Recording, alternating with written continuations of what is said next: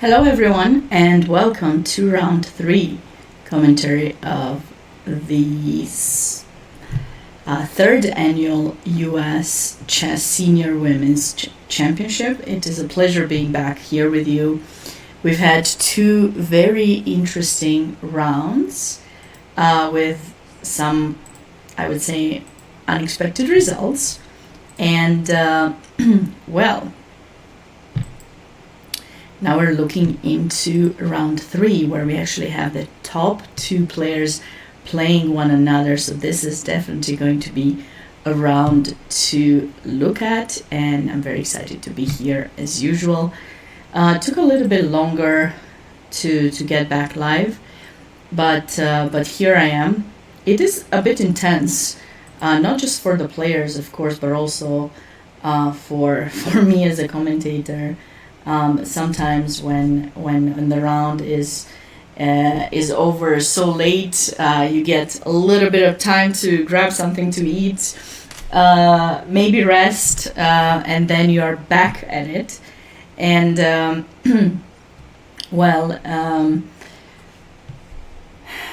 didn't get to rest much, but I did have at least some lunch, so that was good. And I'm very excited to bring you with this next round between the top players. So it's going to be the winner of this tournament very likely could be one of these 2 players. So women's Grandmaster Angelina Belakovskaya has been 3 times U.S. Women's Champion, member of the U.S. Olympic team. Women FIDE Master Natalia Tsodikova is the defending champion, U.S. Women's Senior Champion from last year. They faced one another last year, and Natalia has won that game. Let's see how things will go in this particular round. Then we have a player with 1.5 points, and that is Chuchanik Airapetyan. She's with 1.5 points, and then 4 players with 1 point, 1 player with half a point, and 2 players with 0. So let's catch up with the move orders and everything before the players get even more into the round. So Angelina has the white pieces and started with d4. This is our main opening, and though yesterday she did play c4, now we see knight f3, transposing into some kind of Jobava London, I would say, with bishop f4 here. And I call it Jobava London, though the way the move order was a bit different than that. But basically, right, we have the knight in c3. Typically in the Jobava, we keep the option open to play c3. In the regular London, apologies, you keep the option open to play c3 or c4. So that is something important to keep in mind. So Natalia goes bishop g7, e3, castle, and this is the current position. Both players spend a little bit of time thinking about this. Let's not forget there is a delay. There's definitely a 15-minute delay, and they did start a couple of minutes later, so it might be even a bit longer than that, but I figured we'll try to take some time. Hi there, Machine. Hi there, Chess Lover and London. I had lunch because I'm basically in 2 hours behind from Eastern time, so it's not really dinner time here. It's more like lunchtime. It was 3 p.m. I guess you can consider both. So I did grab a sandwich and some water. Always good to hydrate, especially because I talk so much. And I'm just ready for this round 3. Could be intense, could be maybe less intense. We'll have to wait and see. So going on to board 2, Airapetyan has won her previous round, and now she's playing against Jennifer, And looks like Jennifer continues with the Philidor defense, something she played in the first round, knight f6. But now we see d4. Okay, bishop c4, castle, castle, c5. c5 is probably not my choice, my top choice for black in this position. I've played the Philidor on a number of occasions, but typically I play the move c6. Yes, I'm on site. I am on site, so I get the chance to see the players a little bit, interact with them. I've done a couple of interviews prior to the start of the tournament. I believe they'll be posted on US Chess YouTube. I don't know if they were posted already or not. I haven't had the chance to check, but will do, and of course, I'll always let you know when they get posted. It's been a pleasure being able to create content for US Chess a bit more. It's not that much, but I have the podcast that I'm doing, and I will be doing the entire next year, so I'm looking forward to that. I'm not sure if I'll do any more recordings this year for it. I hope I will. I have a couple of people in mind, but we'll see if it happens or not. But definitely we'll continue next year, and then commentary for the Great Championships after this. Great Championships start exactly in a month in Spokane. I will not be traveling there. The commentary will happen from home, but that is the next event that I'll be covering on US Chess, and of course lots of YouTubes more YouTubes have been posted on US Chess channel, so be sure to check it out.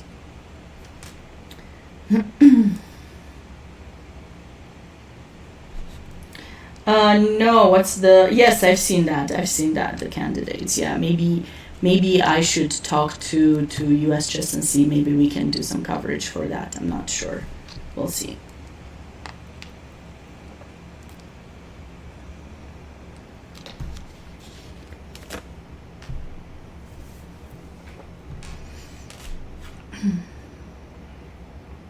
So c6 is more of a move that I'm aware of, and the idea is you're giving yourself a bit of space, but you're maintaining the option to play d5, but you also have the ability to play b5 and gain a bit of space on the queen side.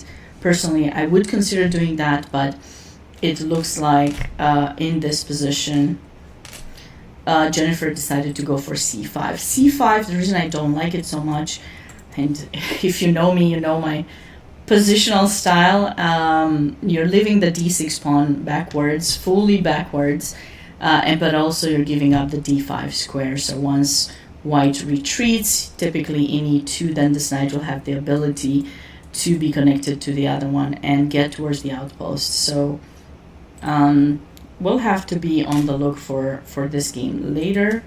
On board 3, Olga, who's unfortunately for her, suffered a tough loss against Natalia Tsudikova in the previous round. If you remember, that was the game we were staying with before I went offline, and it was definitely very, very intense game with Olga being up a rook for 2 pawns, but she wasn't quite able to convert, and unfortunately she blundered, and Natalia is leading the tournament now together with Angelina. So what do we have here? A King's Indian. The Zemish, castle, bishop e3, knight h5. This is a line, knight e2. Okay.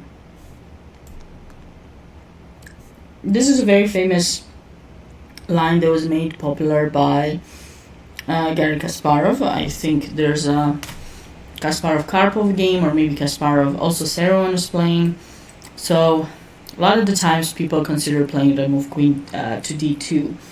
And this line leads or allows the move queen h4 check and g3. Now, white can of course change things in this position, playing the move bishop f2, but the trade of the queens cannot really be stopped, and you'd rather play g3 and get into that imbalanced position where black sacrifices the queen, or take the draw. It depends what result you want to get, depending against whom you're playing. So I remember growing up, I was playing this line a lot with white, And it was never easy to actually outplay my opponent. My opponent being, of course, my dad. And my dad is pretty strong. He was at the time even stronger than he is now, an international master. Most of his rating was over 2400, 24, 30, 40 for a lot of the time. I don't know if he was 2500 ever. I don't know. I think his peak was around 24, 50, 60. And knight takes f1, queen takes h4, knight takes e3. This is a very famous line where at this point white moves the king because of course we're threatening knight c2 check. Black captures in c4, and it is very interesting of a position. So white has the queen, and for the queen black has the two bishops and two pawns. So material wise it's not that big of a difference, but from the perspective of the position it can be very, very scary. And if I'm not mistaken, like b3 or rook c1 was usually played, chasing this knight away. Then this queen had to retreat eventually, and there were some ideas with h4, h5 for white to try to attempt something on the king side. There were a lot of games. Some of them finished in a decisive result. A lot of them finished in a draw. So that was a line that I've played a lot in trying to understand the positions better, understand how this imbalance works, because you cannot always have exactly the same material, right? There's a difference. So how do you deal with those situations? It was always something that I was thinking about and I wanted to get better at. But of course there are other moves in this position. Knight e2 is one of them. Yeah, so in these positions where black closes down the position on the king side, we can certainly castle long, hide with the king in b1, bring in the rook on the c file, and then we can support to play c5. Let's see if that is... Nope, that's a bit different from what Olga does. She plays knight c1 to open up her bishop. First, she doesn't castle first. I would probably castle first. Knight c1 is fine too. But I'll probably castle king b1, rook c1 like I said. Or maybe king b1, knight c1, then get the bishop out, or simply bring in the knight to d3, rook c1, and maybe just leave the bishop here or put it in e2, since black's play is going to be with g5, g4. But knight c1 was played, and Natasha is thinking in this position how to proceed. Of course, a lot of the times people in these positions, after they play f4, what they're trying to do is trade this bishop. And so you might encounter black playing the move bishop f6 with the idea bishop h4 to try to trade the bishop. This is black's very, very bad bishop because of so many pawns being locked in on the dark square, but you can't really avoid that. So you play knight d3, bishop h4, and then you castle long. And you can try to have that position. Since the knight is in c1, you know, like normally if white would have castled, that's why I wanted castle, and now I remembered exactly why I was saying that. Because now after bishop f6, and let's just say you go king c1 or something, if they go bishop h4, you can actually go bishop g1. And this avoids the trade of the bishop, which could be in white's favor. And of course the bishop in g1 is temporarily not nicely placed, but the bishop here doesn't do so much, so black eventually will have to move it back. But the bishop here does do a lot of things. Definitely not that arrow. Supports the push of c5, right? And the bishops love long diagonals, being far away, and just getting into play from afar. Not long ago, I had a student struggling a lot with making decisions with the pieces, knowing what to trade or what to do with the pieces. And if you happen to be one of those players who are struggling with that, it might be a good idea to try to remind yourself what it is that every piece does. What does it like? Same as us. Come on, like, you know, if someone asks you what's your favorite food, maybe not all of us have a super favorite one that we want to eat all the time, but maybe we have some types of dishes that are enjoyable. Like we would rather have this than that, right? So the same way with the pieces, you want to think, what is it that they like? Oh, knights like to be placed in the center on an outpost. Great. I have to think of a way on how I improve my knights. Give them an outpost. Oh, bishops like to be, further away, and they can attack from far away. I don't need to keep it in the center. I don't need to bring it right there close to the attack.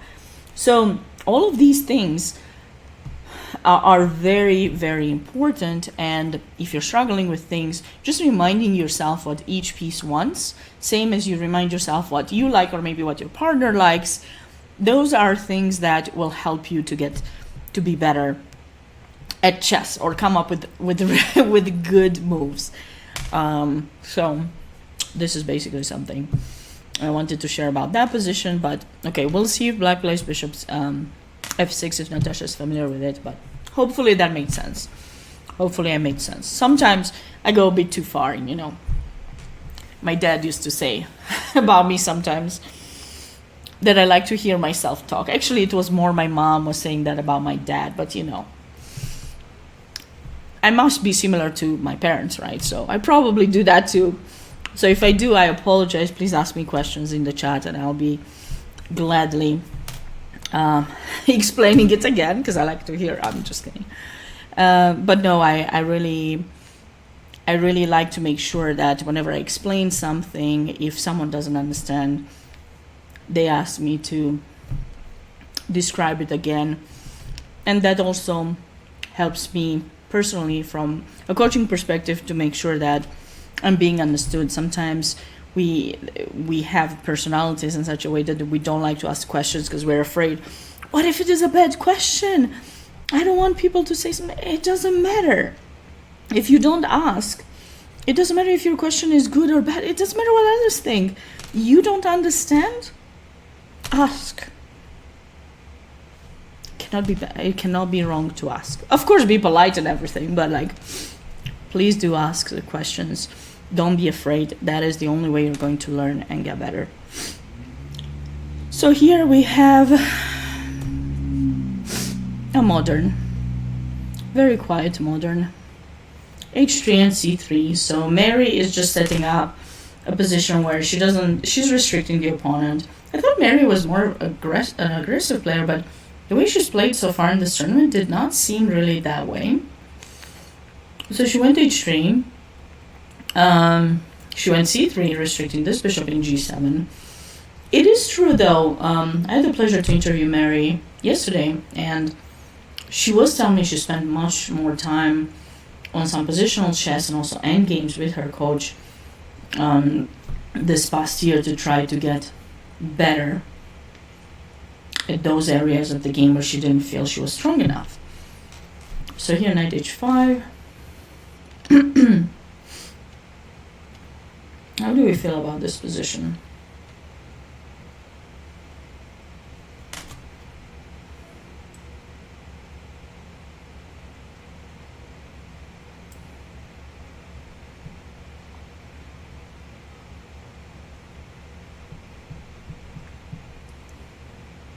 Do we want to go rook e1?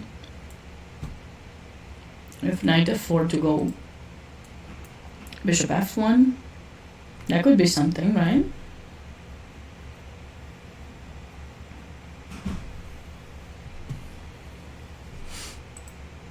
And lastly, we have Shernaz playing against Virginia. So I guess Shernaz is not fond of allowing the opponent to pin her, because this is not the first time I see her playing this move a3. It's interesting to kind of look at that. A3 is not a popular move. Not the most popular, of course. People have played this. I played myself. I play a6 against someone who plays e3 or b3 first move, but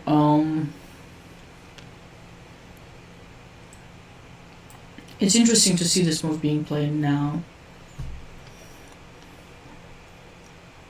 So we're having a transposition through Queen's Gambit, where white has a3, which in some lines could be a good thing, in others maybe not such a good thing.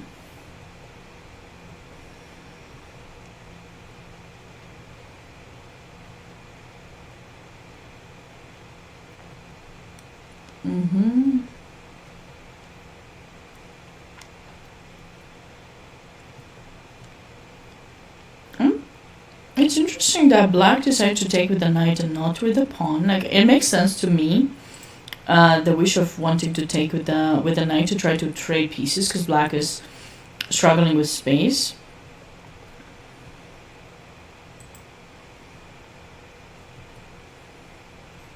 And now knight f6. This will allow white the ability to go e4, a5, yeah. b4 to stop c5, maybe that's not really necessary. Castle is nice, bishop b1, queen d3.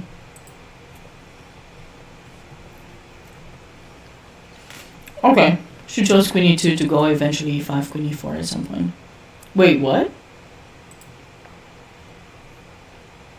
Black played rook c8 and rook a8.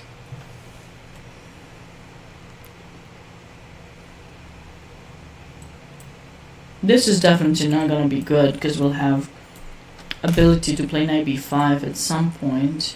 And then this, normally you don't want to play, because you are allowing white to take control over these outposts, so you have to be mindful about it. But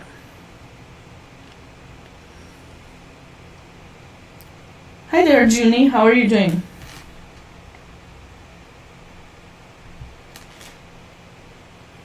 Welcome.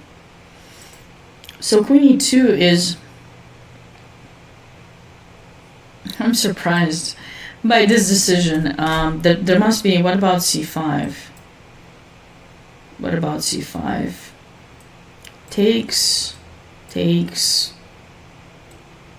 I don't think white has the time to take this pawn. I mean, yeah, white has the time to take it, but maybe we can try rook a8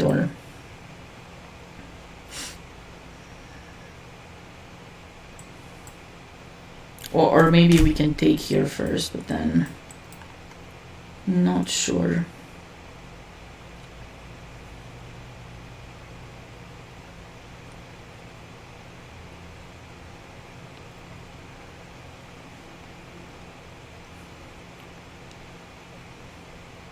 I'm not exactly sure how black is going to get the pawn back, but they should eventually. Maybe rook b8, or maybe queen...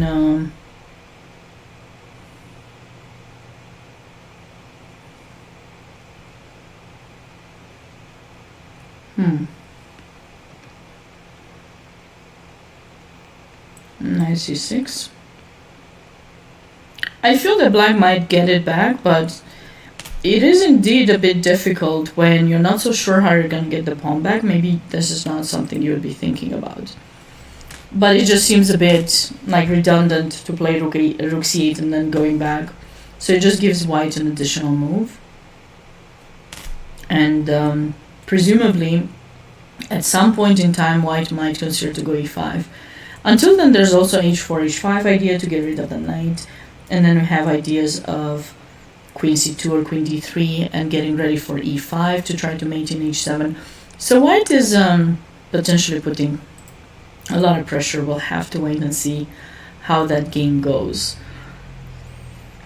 Going on to, or better said, going back to board 1, Angelina is starting the kingside attack with h4, but this does indeed give the ability for bishop g4. I don't think it's necessarily the most aggressive move. I'd probably consider h5. This is not aggressive. This is more like a defensive, stopping all kind of attacks. h5, and then we also have the idea to go c5. You know, like it would be nice for black. Okay, so Natalia decided to give up the bishop pair because if you're waiting one more move, going c5, for example, white can consider to go knight e5. You know, just chase the bishop away. This knight is strong. It would be good. It would be good for white to get the chance to go knight there. So she chooses to take, and now knight h5. I wasn't sure if that was the move I was I wanted to make, or if it was h5 just to make sure, no attack. Though, okay, after the long castle, maybe e4, bishop h6 could be a very unpleasant idea, but here,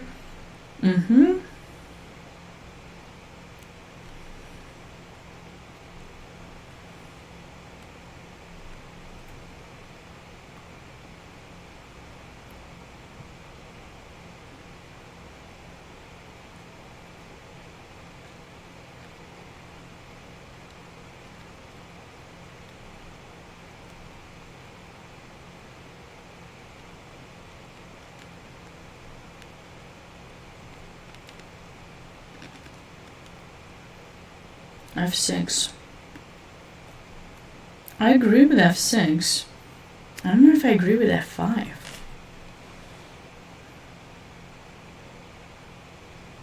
At least not yet. Maybe c6.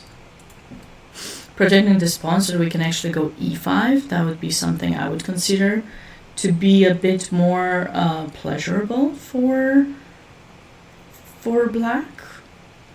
The reason I don't like f5 is I'm wondering, like, can I just go back to e5? And a trading like this would actually be good for white. Now we've opened up the queen, and if you play e6 or c6, probably e6, we'll have the ability to play the move f4, closing down the position in a way, but it's not fully closed because we're threatening bishop e2, chasing this knight back to g7. If you don't move it, then we'll take it and we will open up the file to the king. If you go knight g7, we will have the ability to go h5, and white is going to build up an attack, a very unpleasant attack on the king side. So this is something very important to keep in mind.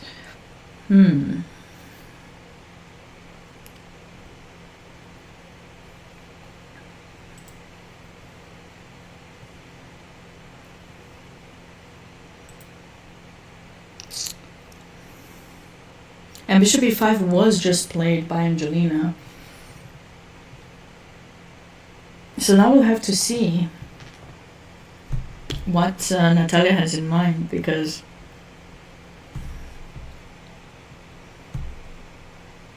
it's not easy.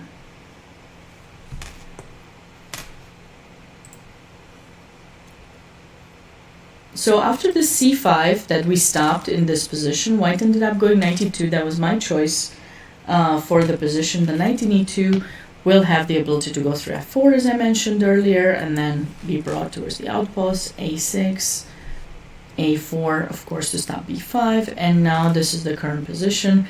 But if I were white in this position, I would probably go knight f4, though I can see knight g3 being an interesting move too, because you can try to think, ooh, I'm going to get the knight towards f5.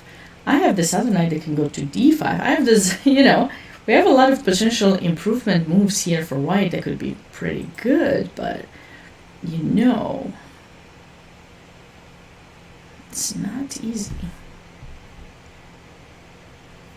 Just not easy at all.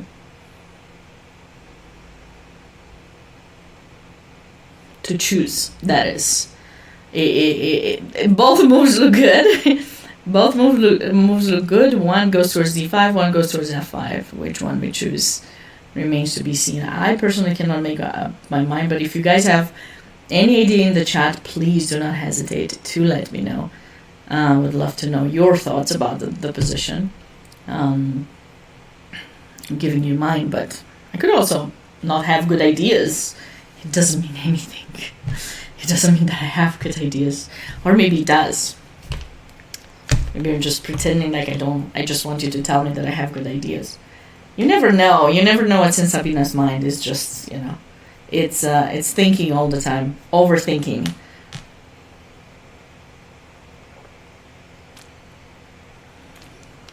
I saw this joke actually today. I thought it was hilarious. Just as a, small break there for me. Mental break.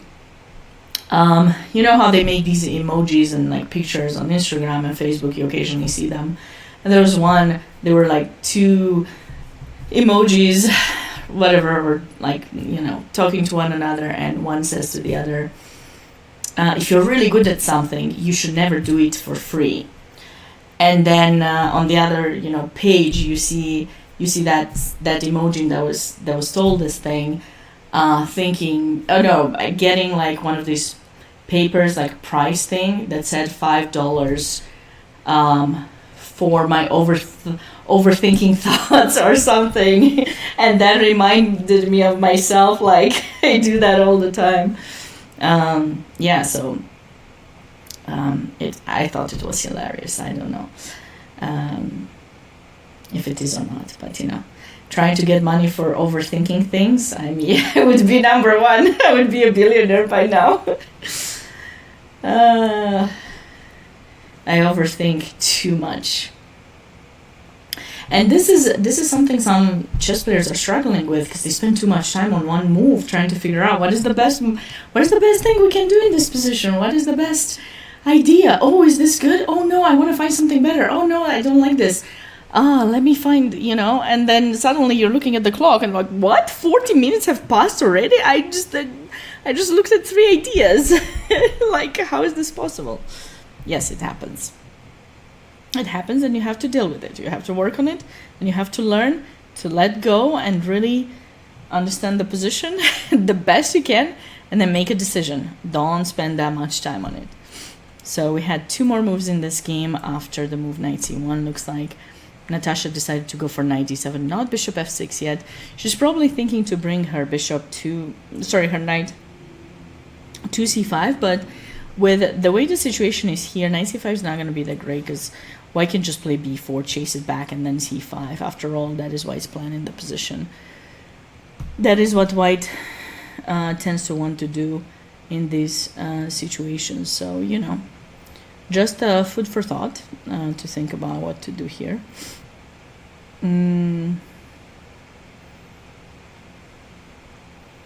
Okay.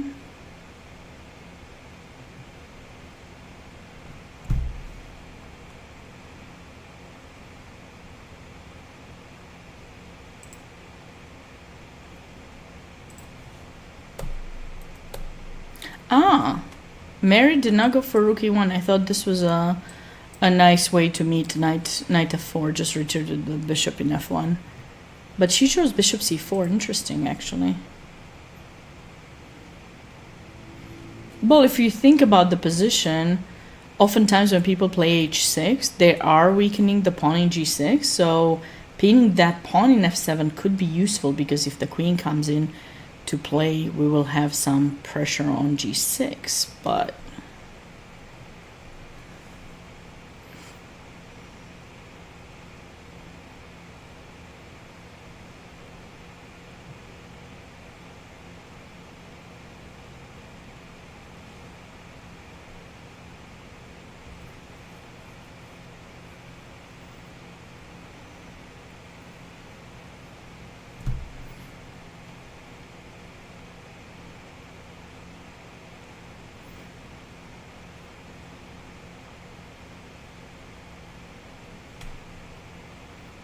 how do we recapture here? If you're black, would you take with the knight, or would you take with the pawn? Should be about the same, but which one is the one you would choose?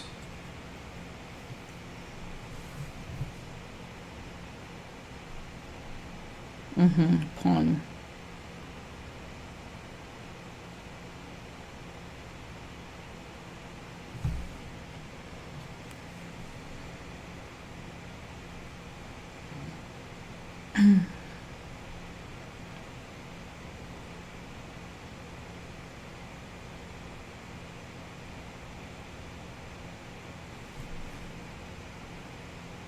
I guess it makes sense to take with the pawn now that I'm looking at the position a bit more, because after the trade of these knights, white will have the ability to just move this queen, maybe queen c2 or something, and then actually play knight f3. So this queen is actually coming to a good place to avoid the trading of the queens, and then the knight is brought into play. Whereas if you capture with the pawn, the knights remain on the board, and then white will have to find a way to get this knight into place somewhere.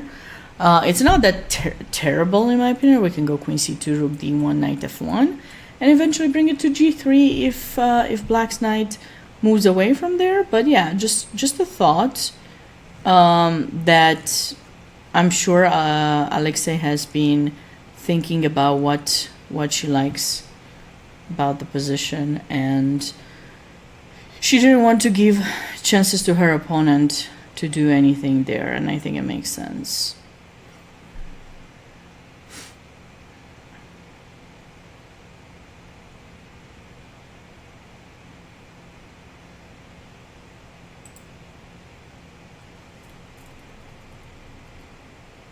Okay, so Shernaz did not.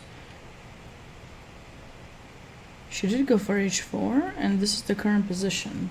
How do we feel about this position?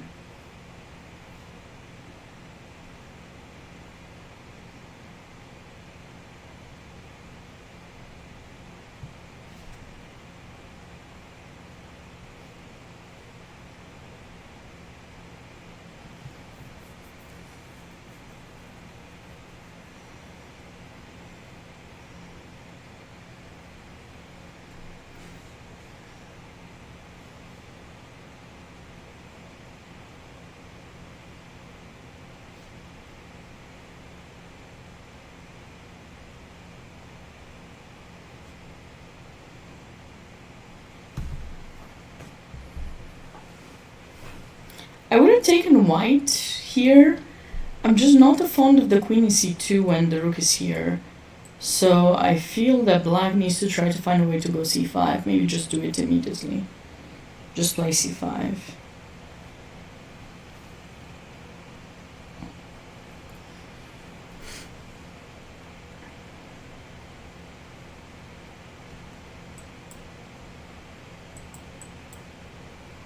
Even if you trade, it shouldn't be that bad for black, as black is more than happy with this position because white wasn't able to build up any kind of attack. So h4 might be a bit too slow. Even queen c2 seems a bit slow for me. Maybe here h4 had to be played immediately. There's no need to prepare it that much with g3. I mean, the pawn is protected. There's no capture or anything that I can see. But we cannot go h5, which is a bit bothersome. Like, if you cannot go h5, why would you go h4 then, right? Just doesn't make sense.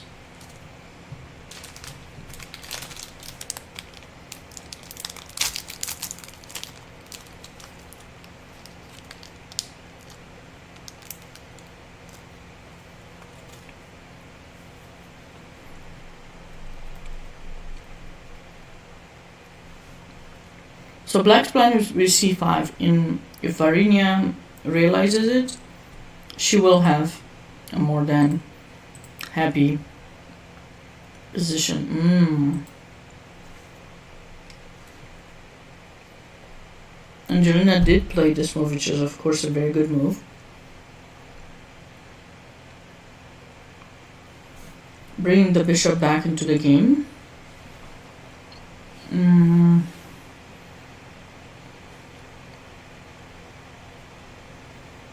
I'm tempted. How bad is this move?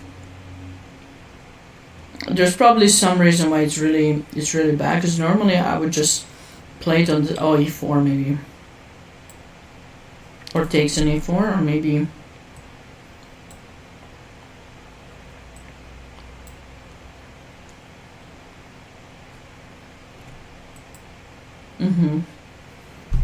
yeah. No, this is really unpleasant.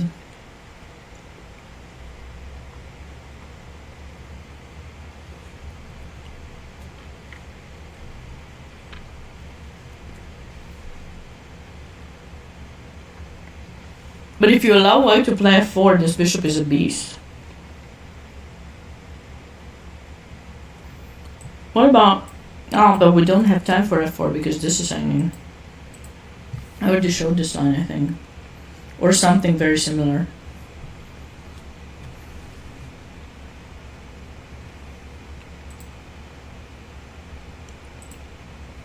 So this entire idea was not really, really good. I wonder if black would have played knight d7 first. If she's not sure she wants to play with c5, she can play knight d7 until she has control over e5, and after this move we can go knight h5. Now that square is restricted, you cannot go bishop e5. I mean, you can, but it's just like black is happy. But this way,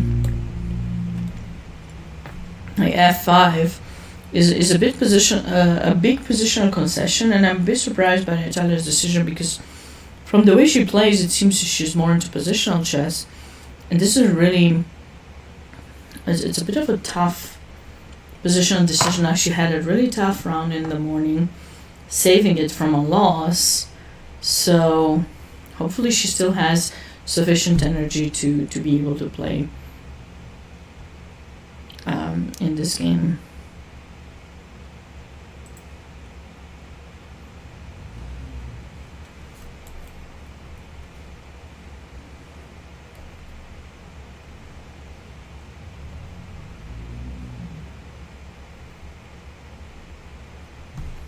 We're definitely liking white in this position, because white's got the knight on the outpost that I told you. That's why I didn't want c5. I wanted c6. Like, c5 was too much. And there's a backwards pawn in d6 that white is happy to find a way to start putting pressure on. And this is the current position.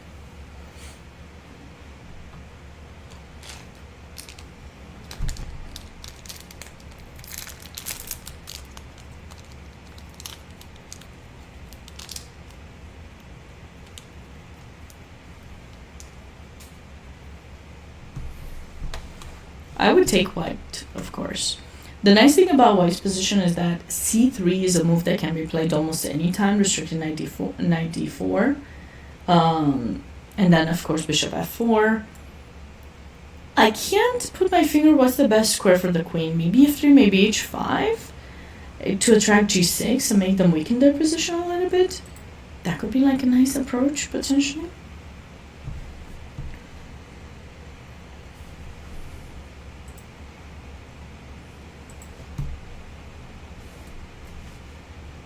No developments here, and knight to e7.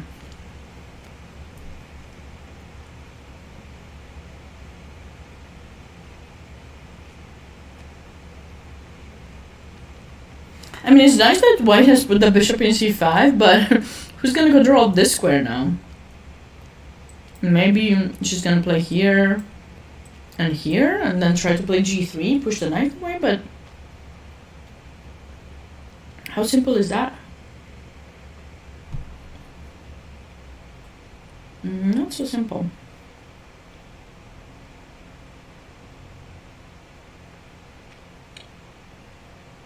I mean, don't we all wish to get this move? Even though there's rook e8. Maybe you can play queen b3. Because bishop e6 is not possible, we keep the pressure on the b7 pawn.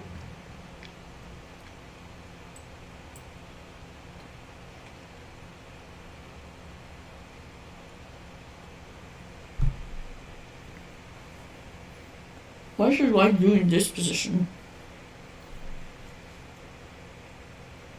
Maybe rook d1. Or actually this rook. To go knight f1, knight e3, or knight g3. No, this is really nice for white. This is a really good position for white. And lastly, black didn't play c5. Black played the move rook to d7.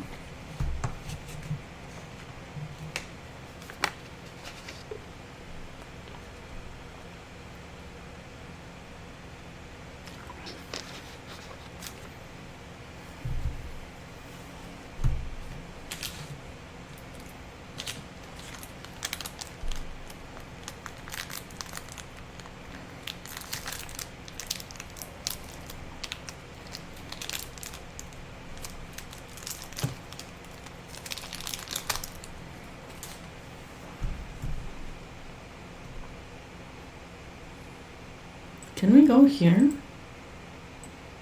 No.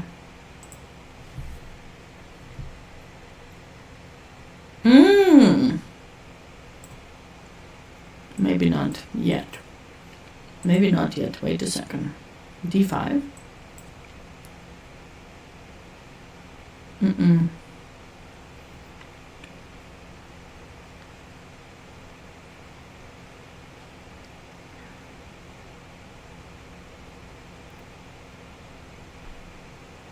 D5 doesn't work. It seems like white should have some nice move in this position. What would that move be?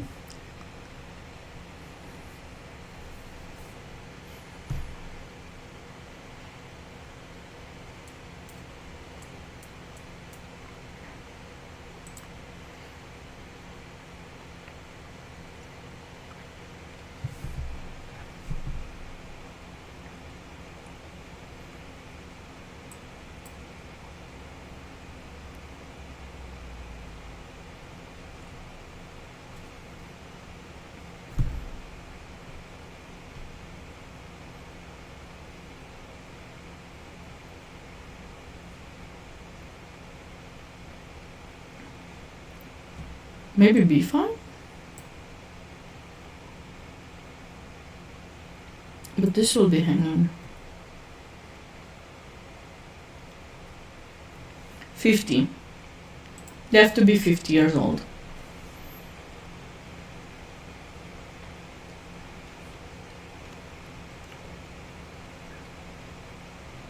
They do the same for the senior, for the men after 50. And I'm told next year it might take place in St. Louis, actually. At the same time as the U.S. Seniors and U.S. Junior Championships.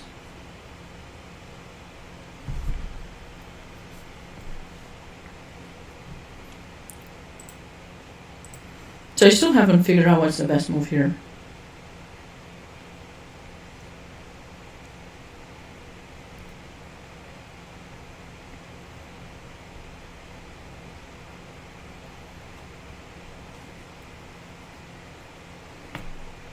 Sebas, long time. Long time no see. How is everything going?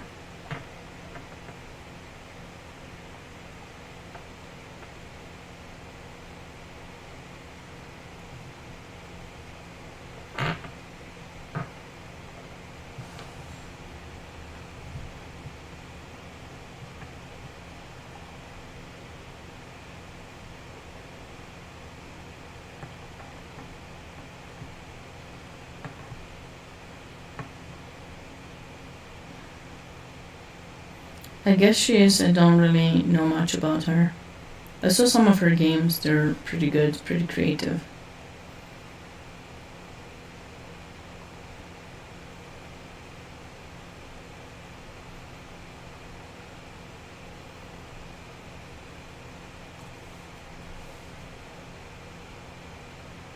I see.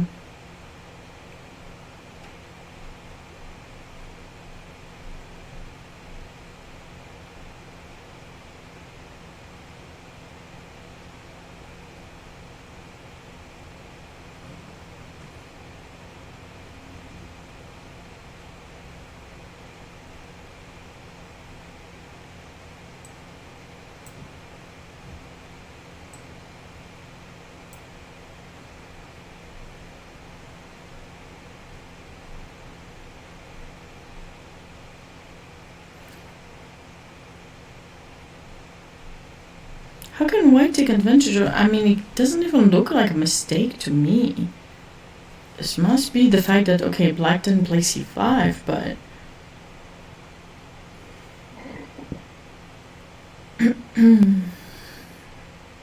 yeah, of course, white gets a lot of space, but you need to figure out what you're gonna do with it. It's not easy. Maybe something like this to try to play d5. If you play c5 to play d5, that could be a thing. Like queen b3 or queen b2, but then you know, c5, then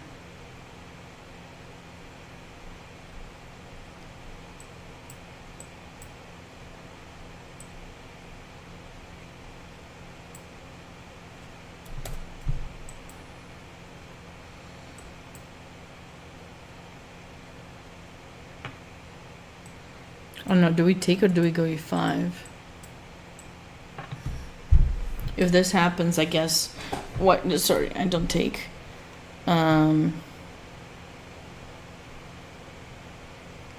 Maybe I take here first to mess up your pawn structure. Unless...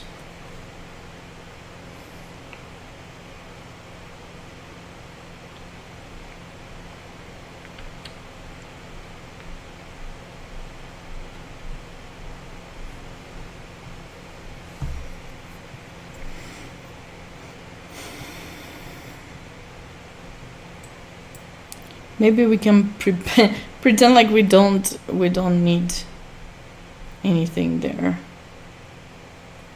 Or knight a4 to try to put pressure. But that just leaves this entire diagonal opened. But okay, at least now we know what it is that we want to do, right?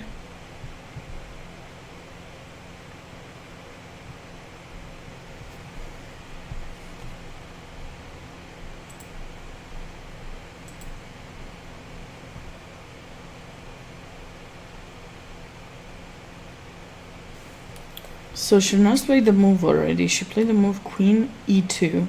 Okay, that's fine too, just kind of keeping the pressure.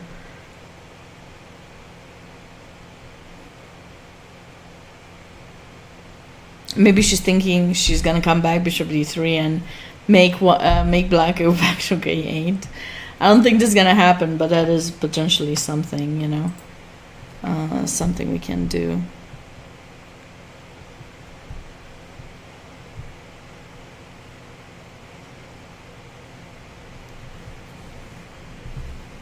h5, knight h5, knight e5. In the other game,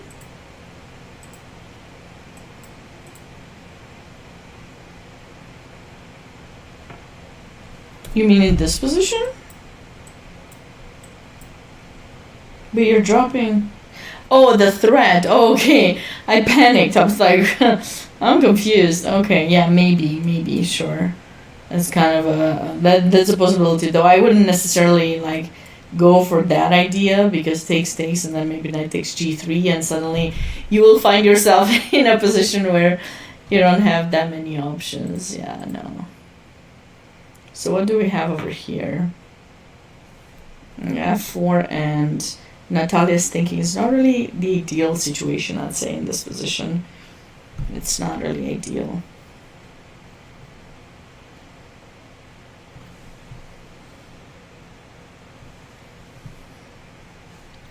I thought I wasn't gonna make coffee, but there might be a chance I'll take a break and try to get some coffee in. I wasn't gonna take... I'm still basically on Eastern time, and it's 7:30. But I might be taking a break shortly and getting some coffee. White's just enjoying a pleasurable position with the knight on the outpost in this game. Ah! Natasha did go for bishop f6, very nice. So she is, she was planning to go bishop h4, and after knight d3, I believe she can just go for it. And now white will have no choice but to allow the trade. Okay, the knight made it to d3, so, you know, if this happens, we recapture the knight, and we're cool. And this knight can also go to g4 at some point. Yeah, this was a King's Indian.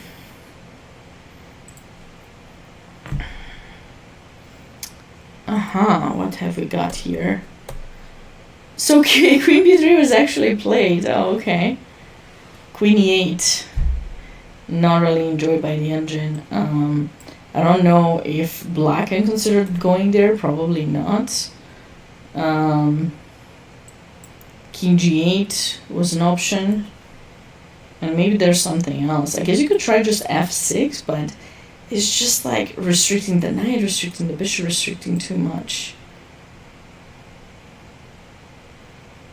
And if we go bishop e6, of course, like we just trade is just a a big blunder. So what is a good approach for black in this position to try to make sure that pawn is not going to be lost?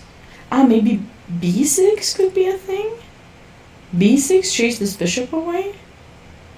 And then, I don't know, maybe now queen e8?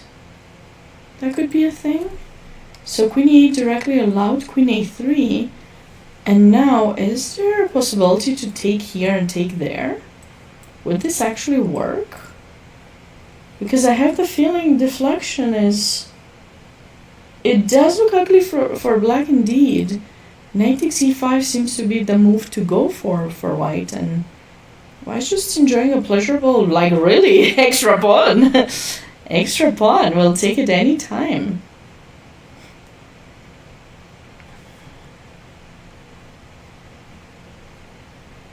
And finally c5 was played, but it might have been a bit too late for black here. So with the queen in e2, we can't really go e5. But we also cannot take because maybe recapture and then takes in c5.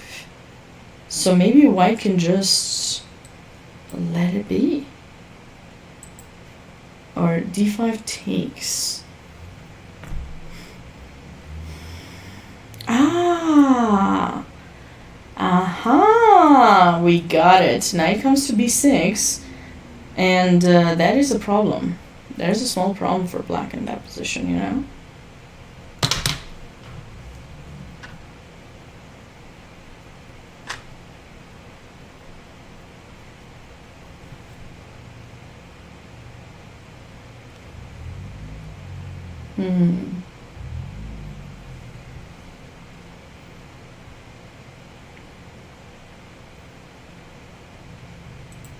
Yeah, so Shernaz fine. Nah. Shernaz, what is this? What is this idea for? Is she trying to go for the line that Chess Lover suggested? But it's just like...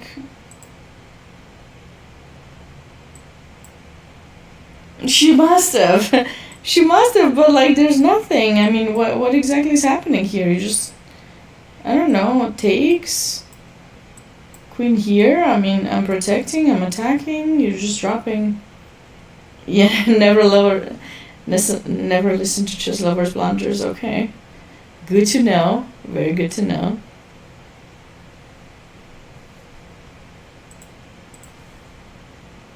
Okay, Natalia is going back to f6, but it's difficult. The position is difficult. White is just simply dominating. The bishop in e5 is just... You can't get it out of there only by training it, which of course you don't want to, you know? So it's not really ideal. White's gonna put pressure on d6, of course, after blockading that pawn. No. Oh, okay. Knight e5 played. What? Black didn't take the pawn? Aww. Shernaz got lucky, so now maybe she can go knight e5. Although knight e5 could allow black to recapture the free pawn in that position. Just Lover effect.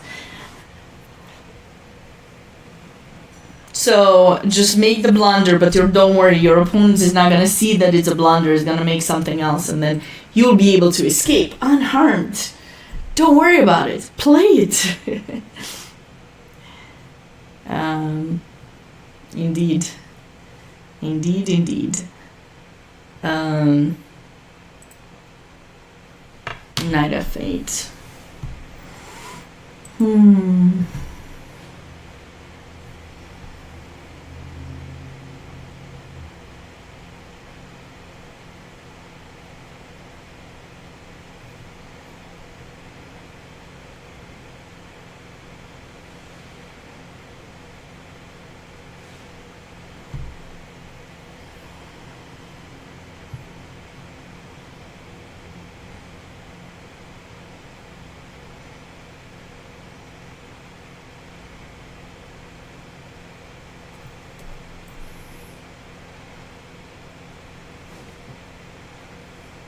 Is this an option? Think so. This is a nice outpost for the knight. It would be a nice outpost for white. It's not decisive on anything, but it's a nice idea. I presume. I believe. Right?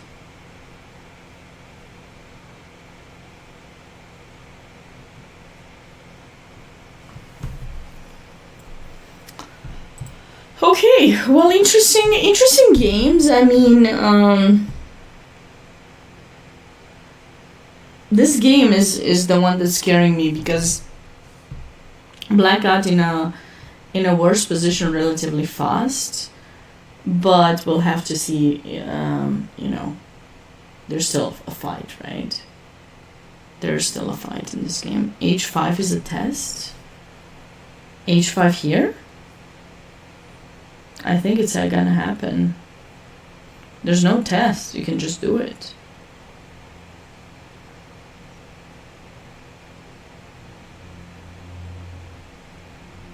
You can just do it. That's why the position is also kind of tough.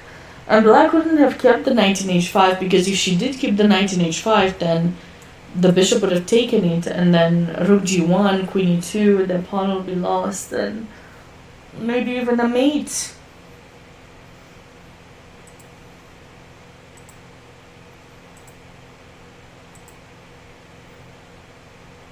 Okay, so as we're waiting for move, h5 played. This is tough. This is tough. As we're waiting for more moves, I will take a short break. Try to get a bit of coffee. I'm back. I see I've missed a few moves in this position. And let's see what's happened in some of the other ones. It's round 3. So we're crossing the half of the tournament. This tournament is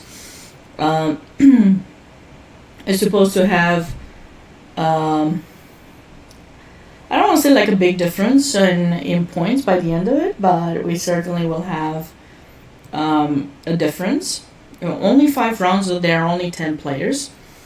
All of the players were invited based on their ratings. Shout out to Precision Tune AutoCare, who's sponsoring this tournament, making it happen for the 3rd year in a row. And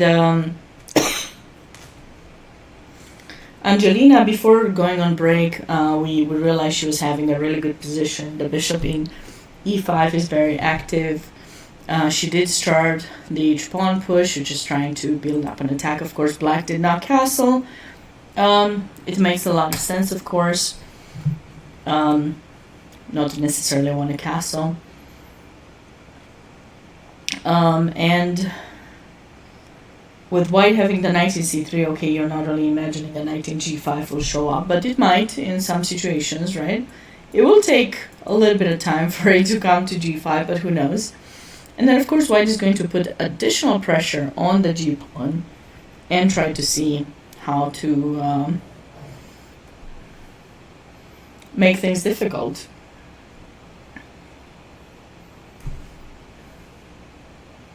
They're already difficult for black. This is reminiscent of the game, not exactly, but Capablanca Treball, which is one of my favorite games to talk about. Maybe many of you know it. It's not quite like that, but white is putting a lot of pressure, not capturing in g6. At some point can consider to go h6 and try to get the rook stuck in h8, bishop stuck in f8, and make it difficult for black to actually untangle. I don't know that that's what's going to happen, but it is definitely a possibility. Going on to this game, we stopped around here after bishop f4. Looks like a couple more moves were played. White plays the knight in d4, but you know this knight is not on an outpost. I like this idea for white. Possibly thinking of rerouting the rook on the other side of the board and maybe playing c3. The only there's no really only thing that's hard. Definitely this is a nice idea for white. Bring the rook to g3 and considering an attack. I kind of like it.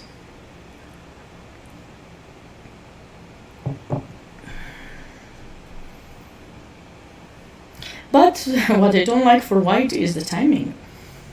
Look at the difference in time. So white has 40 minutes to 1 hour of black. So 20 minutes difference. Usually I tell my students, please don't let your opponent have more than 5 to 7 minutes, especially in this time control. If you really don't need to spend a lot of time on one move, if there's not so much to calculate, please make your decisions faster, because the more time you spend, the lower you get on time, the harder it will be later in the game to make decisions as to what you need to play. So you have to be a bit cautious. Now this is a game where we saw quite a bit of development. I think we left off around here after the move knight to d3, and I was suggesting that black should play bishop h4 and try to trade it. Now black did not do that. Was she worried about g3? I don't think so, right? Because we can just take it. We can just take it. You don't have time for rook h5 because of bishop f2 check and then recapture. So this would have been a good decision. But it looks like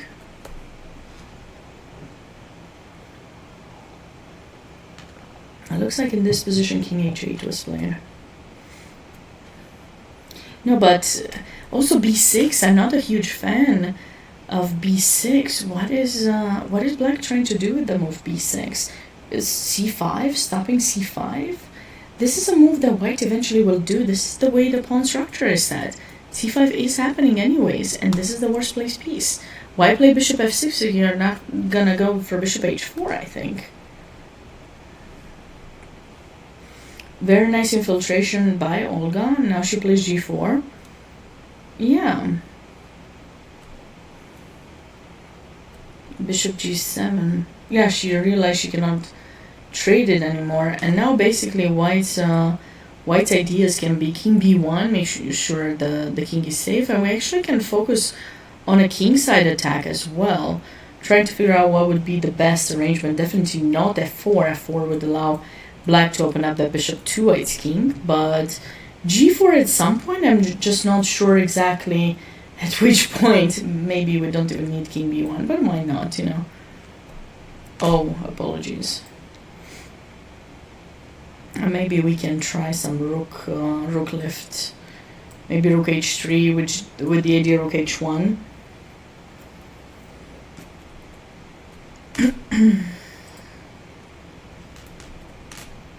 Knight b4 split. Okay, so Olga is making sure she's not giving up the knight. I like that idea too. Just keeping the knight on the board could be useful.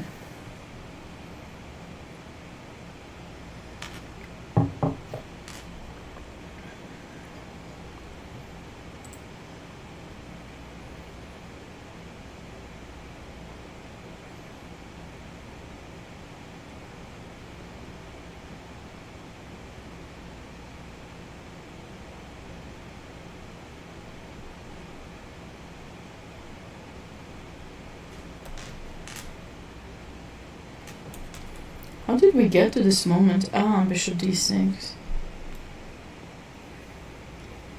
Yeah, it's a tough day for Alexey here. Bishop d6.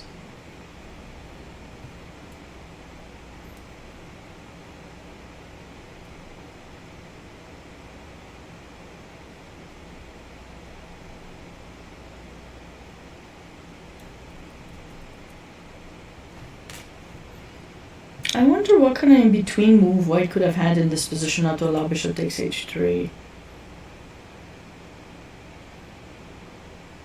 Obviously bishop takes h3 is not really a thing. It becomes a thing after queen takes d6 because white places the queen on the same file as the knight, and we're certain rook d8 to, pin or skewer the queen and the knight. And so if you don't take it just yet, you may be having a good position. Maybe we can go rook d1 first.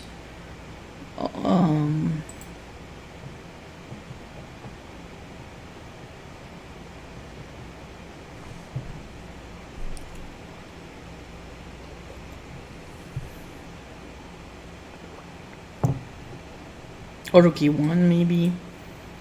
And then bring the knight to f3, rook to d1.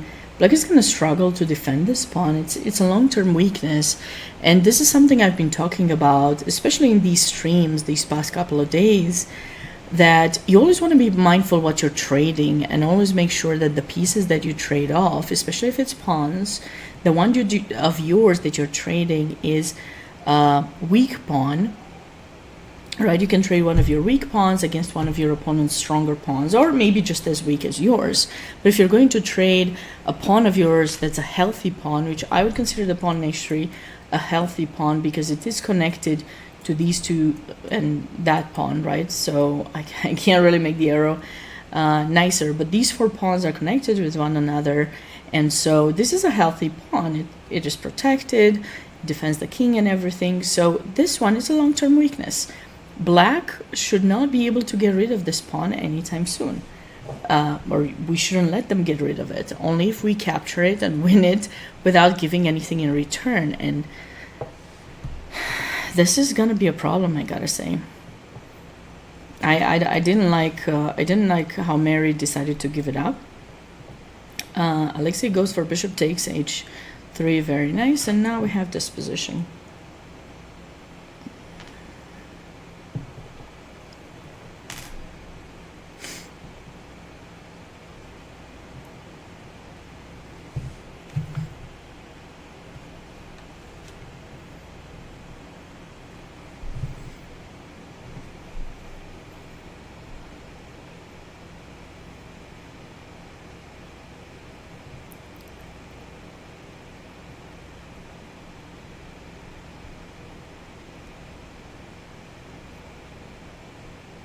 Hi, Cristobal, welcome.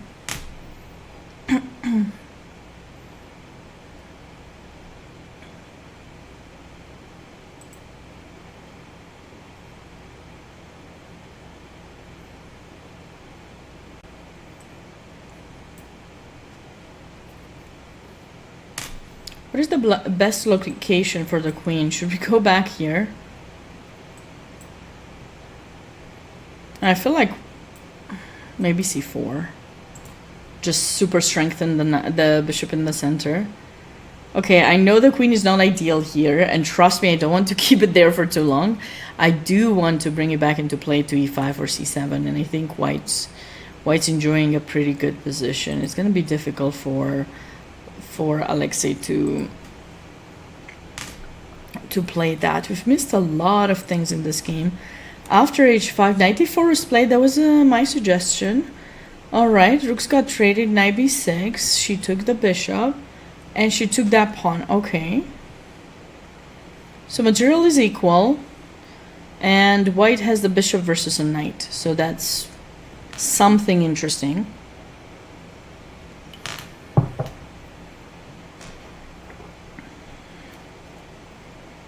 Why is this a mistake?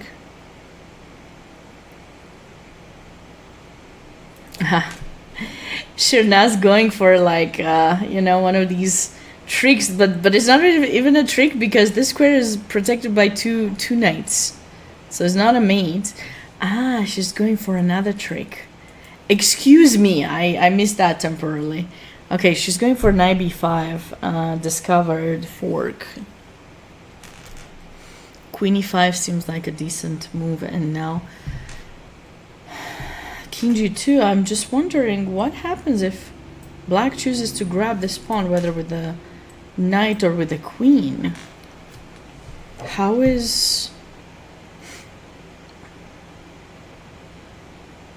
are things gonna work out?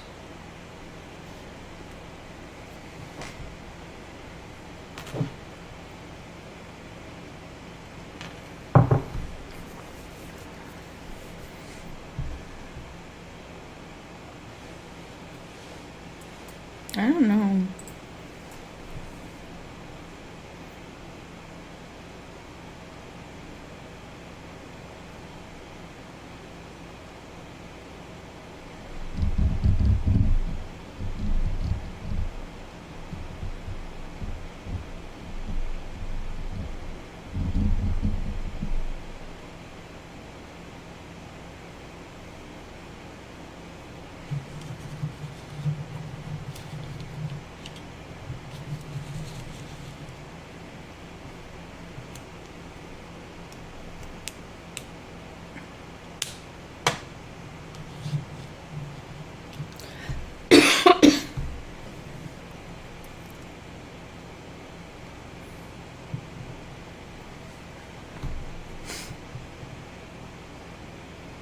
So knight took.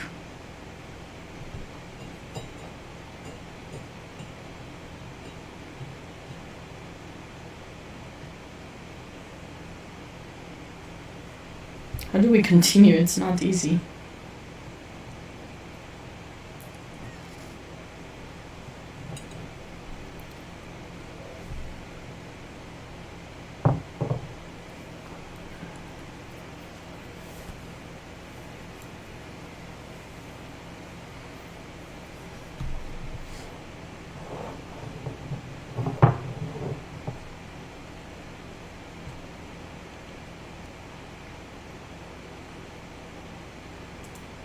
Knight is hanging now.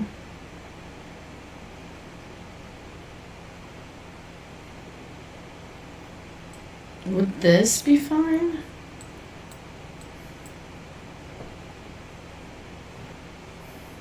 This knight is badly placed. That's one good thing about the position for white, and she's still active. So I feel like rook d3 would be a nice way to kind of try to stabilize the position and get rid of the rook, so that nothing happens. You know, like I feel that would be a good idea there.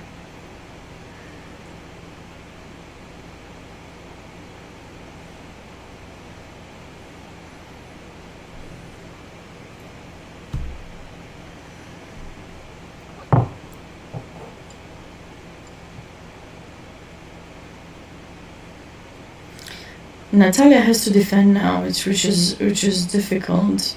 And with the rooks both on the g file, of course, h6 might not work as great.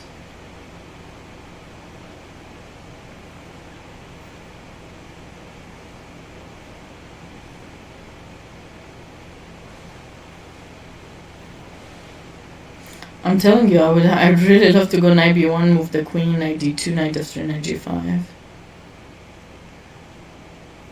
But it takes a bit too long. It takes a bit too long. It's not easy to do that.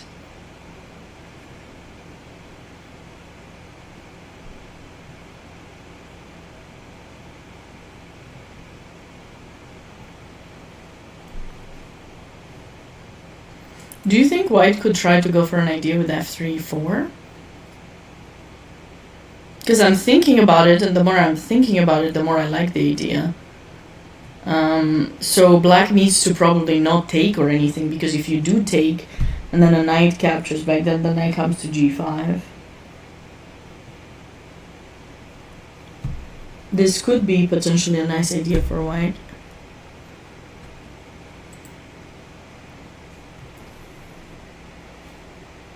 Rook g3. I really like this rook a3 idea to bring the rook to g3, and it seems that this is a blunder. What, do we have some tactic really fast?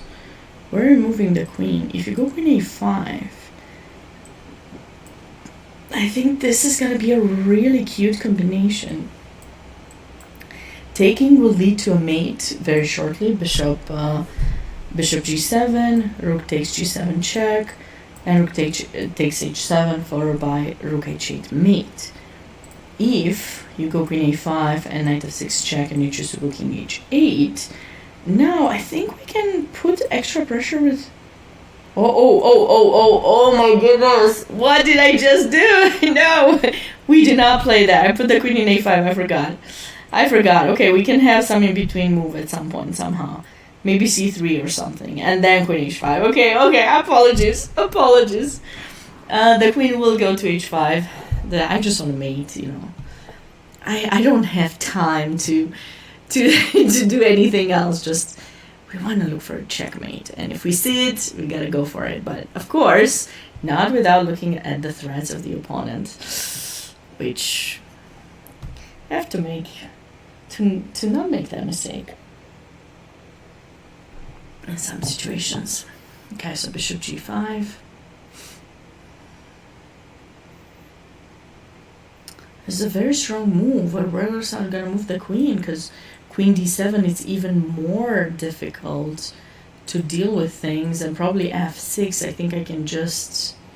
How should I take it? The bishop or the knight? I think both are pretty good. Probably knight is making things more forcing. Oh, this is gonna be a tough one for Jennifer. Bishop g5, very, very good move. So Olga has retreated with a knight, and now she's trying to double up on the h-file, and I think king b1 will be played, and eventually she might either capture an h5 or play some f4 and then bishop takes and open up the h-file. This is definitely going to be difficult for black to deal with. And here, what have we got?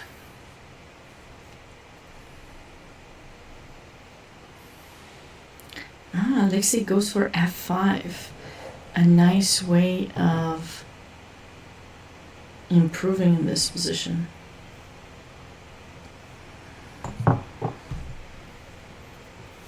really nice way, because white didn't get the chance to play c4.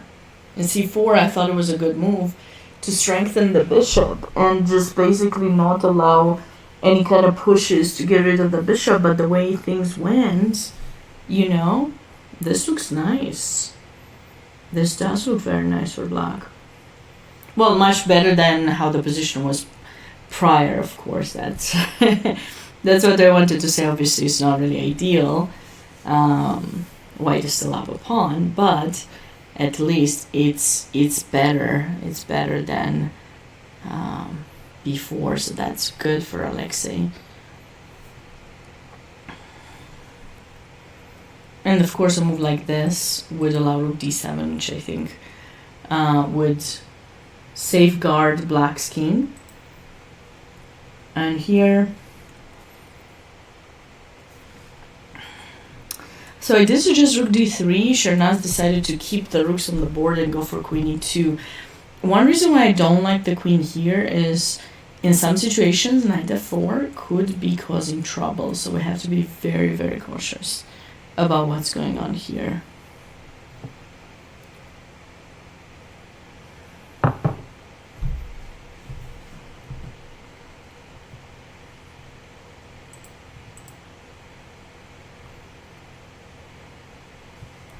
Bishop f3, oh, sorry. Bishop f3 plays. I was suggesting f3, e4. Maybe Angelina wants to go knight, bring the knight to potentially sacrifice, I wonder? Actually, here it wouldn't be a sacrifice, because if you capture with the g-pawn, then the bishop in g7 is hanging. So I wonder if that's what she wants to do. Probably, and it's actually a really nice idea.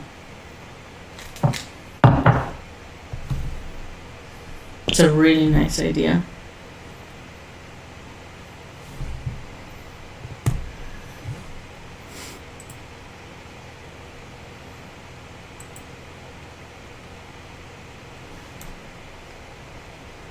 Knight a4.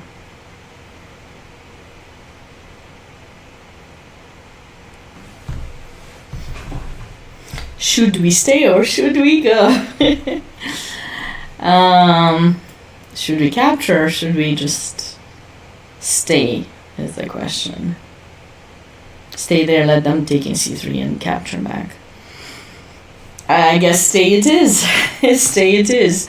If you want to capture c3, we'll gladly capture with the queen. Meanwhile, we're bringing a new piece into the game and getting ready for potential sacrifices, or simply g4, chase the knight away, rook takes h7. White is definitely ready for g4, and it seems very difficult to find a defense for black in this position. Does anyone have any idea of what could be played by black?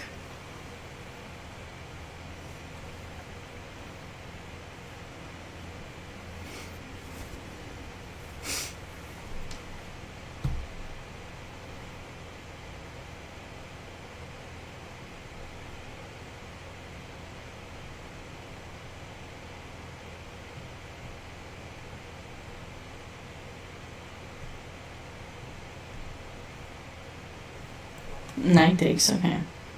So I presume queen takes, right? I mean, we're not going to take back with the pawn and mess up our pawn structure. There's no need for it. Just queen takes. Only thing is now, any g4, knight f4. We can't take the knight yet, and then the bishop is hanging, and maybe the knight will be strong for some time. So we just have to figure out how we get this knight away from the square h5. Even f4 could be a nice idea in case of a capture. Bishop takes h5, but of course we cannot do it just yet because now we've auto-pinned ourselves. Pawn takes, I just wouldn't choose this personally. I don't think it's bad, but why would we do this when we can take with the queen and keep a good pawn structure and everything, right? Like, it's just, I feel like it just doesn't make sense.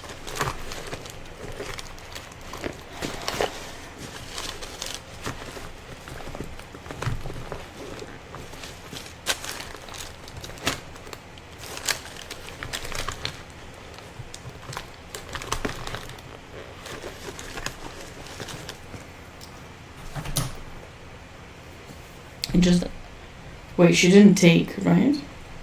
She took the pawn? I was just saying, I don't think that makes sense. That is an interesting choice. What do you guys think?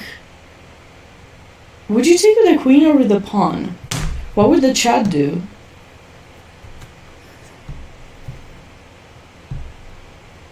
What would the chat do in that position?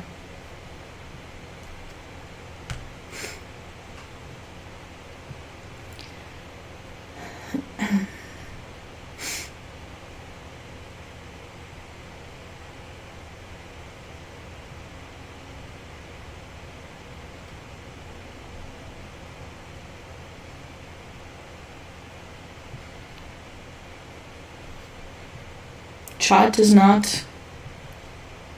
letting me choose. I would have chosen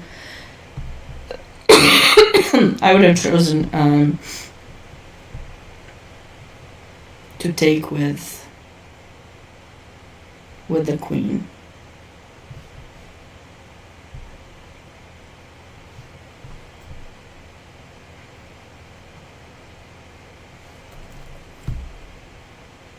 It's not the end of the world, but it's double pawns that we didn't need to have them in the first place, right?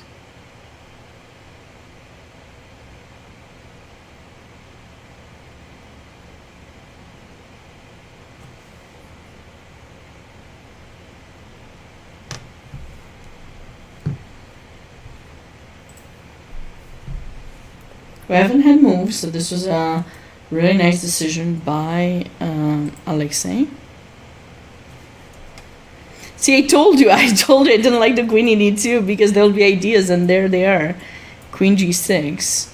To threaten knight f4, of course, you have to move the king. But, okay, maybe now white can try to take advantage of the fact that queen is in g6, so we're actually threatening this. So if you play some, random move, maybe this will create a bit of damage. Not that much, but just a bit. Though maybe queen g4 is an option. No, because we go here, right? So black has to play f5. We take en passant. Queen takes, and okay, white is still doing okay in this position. No weaknesses, and the bishop in b1 is really. It's really nice that the bishop is opened, so we actually get to put a lot of pressure on that diagonal. Like, we love that. It's lovely. It's lovely to keep the bishop there. It keeps the knight passive. This is weak too, so okay. The position right now is relatively balanced. Knight f4. Okay. So the idea is if you take, we check, and if you go there, we check you again. But what if we go to g3? I guess you have draw by the petition like that, but that's about all you have. So, I mean, being a pawn down, to tell you the truth, if I were white, I would take the chance. I mean, not the chance, I would take the draw. I wouldn't take a chance to do anything else. I would just take a draw. You just feel like it makes sense to try to take the draw, no?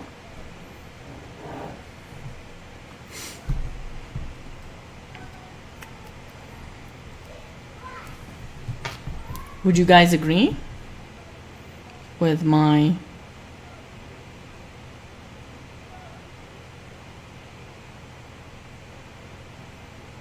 statement?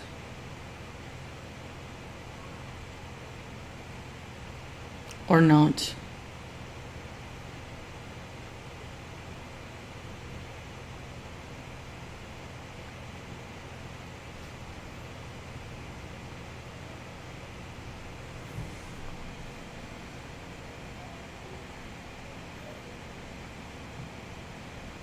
King g3. King g3, only move. Sure nice, you gotta do it. If you go king g2, there's gonna be queen g4 check. And then if that knight is captured with the rookie, it's not gonna be good. So come on, king g3. Only one move. You only have a move.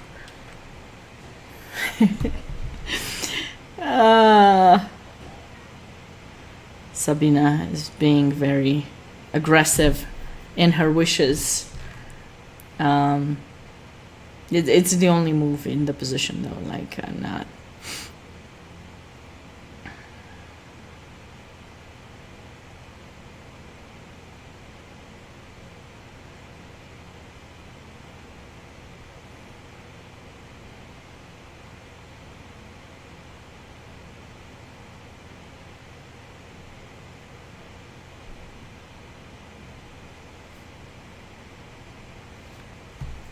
Okay, we'll be back to this.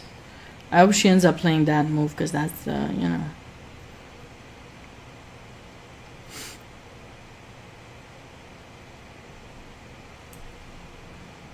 Queen f1.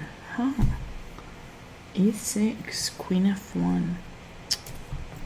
Apologies. What is queen f1 doing? What do you guys think queen f1 is doing?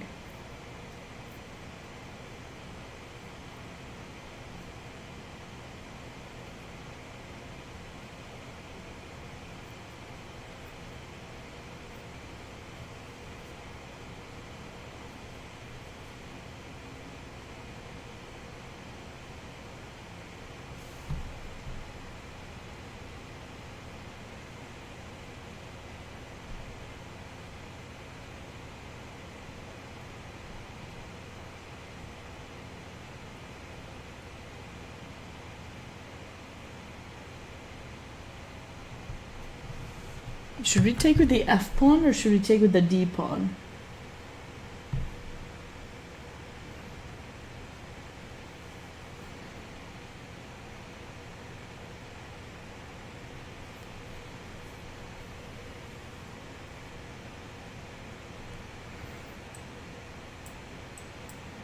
Think f. I like f.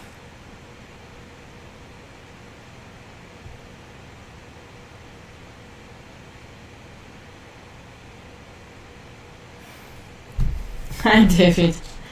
I believe it's David. C pawn? There's no C pawn. D or F. D works too. I like F, but I like the F pawn. I think it just gives more ideas to try to open up the position. Keeping this here is nice because then you don't allow d4. I'm just a bit worried if black may have this opportunity to play d4. Maybe not right away, but just at some point to try to open things up here. Just for safety, just let's take with the f and just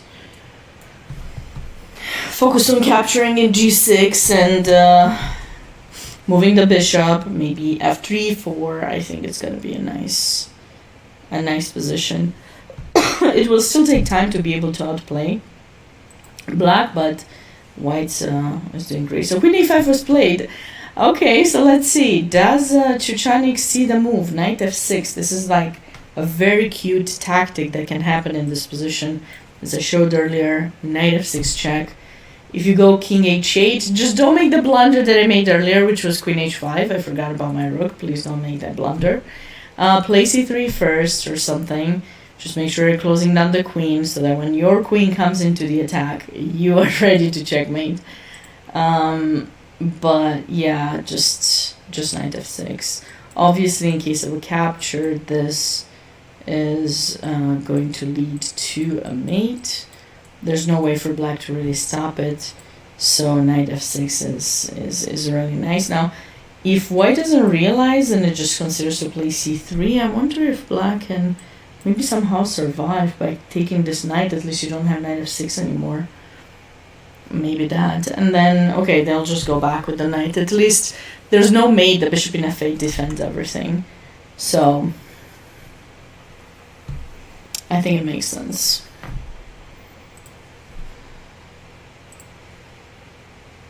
We'll see. We'll be back. Knight a3? Ah, probably Olga thought if she plays here there might be some bishop h6, but I doubt it. I don't think that would be a good move to allow g4.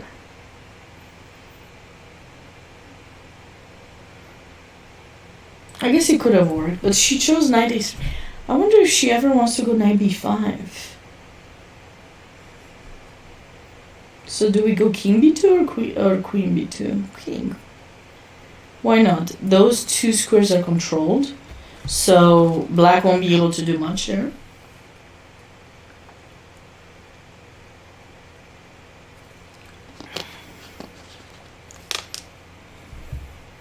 Yeah. And now our plan as white is to focus on the H file, whether we go g4, queen g4, queen g5, sorry, f4 even could work. Everything is covered. If white feels any way under any kind of pressure, bishop d1 is a nice prophylactic idea, just getting rid of black's queen from a4, chasing it away, and then we can focus on f4 or g4. And white's position is relatively good. Not relatively, I mean definitely. I like to put another word sometimes to make it more, you know, pompous, but sometimes I'm just overdoing it. It doesn't even sound as good as it's supposed to be in my mind. So rook e1 f4. All right. Alexey is trying to close down the position so that she makes it difficult for white to really like get into potentially attacking her.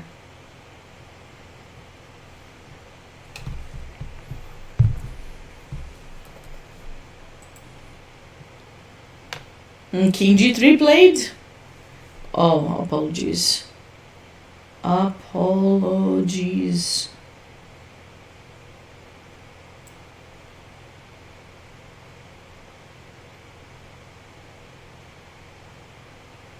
Okay, we fixed it. So how many times did I repeat? Check. Check just now. Okay, king h2 has to be played. There's no other place for, or I guess you can try king h3. It's not going to change anything. There's still queen h5, king g3. You cannot go to g2 because you lose material. And so white doesn't quite have a way to escape these checks unless king h4 works, but I have the feeling white could get mated here. I don't know if this is a... Oh wait, I found the move. Queen g2. This is very strong because it allows the g6 square. It frees up the g6 square for the knight to come there, and it also attacks this knight in f3. And if you move the knight, then there's rook h3 mate. So you really cannot escape this. To my mind, white's only option is to take the draw, and that would be a good result. And also, you know, what you have to remember is when you play a tournament, if things don't work your way, they don't work out your way, if you're losing games, you're feeling a bit worse, just remember that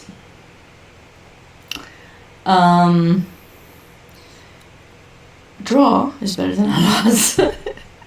If you can avoid losing, then you should definitely do that, especially if you're playing against a stronger player. Now, normally I recommend not to look at the rating, not to let that influence your decision. But towards the end, if you don't know what to do, you feel that it should be a draw, but you're not so sure. Also, at that moment only can you think about the rating and just say, okay, wait a second, I think I'm doing better or worse or whatever, and you can focus on that decision. If you're worse, try to get a draw. If you're better, find some way to improve. It's basically how I would recommend decision making, but it's of course much easier said than done. I mean, that. I know that. It's not easy. In that position, if somehow Natalia would get the opportunity to somehow go some c5 and rook c8 and bring in the queen, maybe she can create something on the queen side, because with the knight in f8, it is covering g6. Why do it have to switch over to the h file to try to trade in g6? But that's a bit slow, so... Oh. Chichani decided to go b4. Okay, that's an interesting approach. So idea is if you take... Do we take or knight f6? Maybe we go knight f6, sorry. Knight f6, king h8, queen h5 now. The whole point is to have blocked that diagonal so that the rook is not hanging for the queen to go. I feel like she, considering she's played b4, I have the feeling that she is ready for knight f6. Now, call me out on it if you think that's not it, but otherwise, I don't know.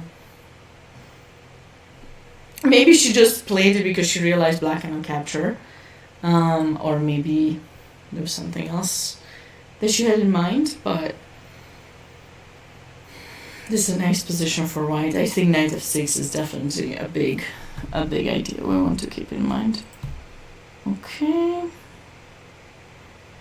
So Olga, black retreated to d7 immediately, didn't even wait for bishop d1 to be played.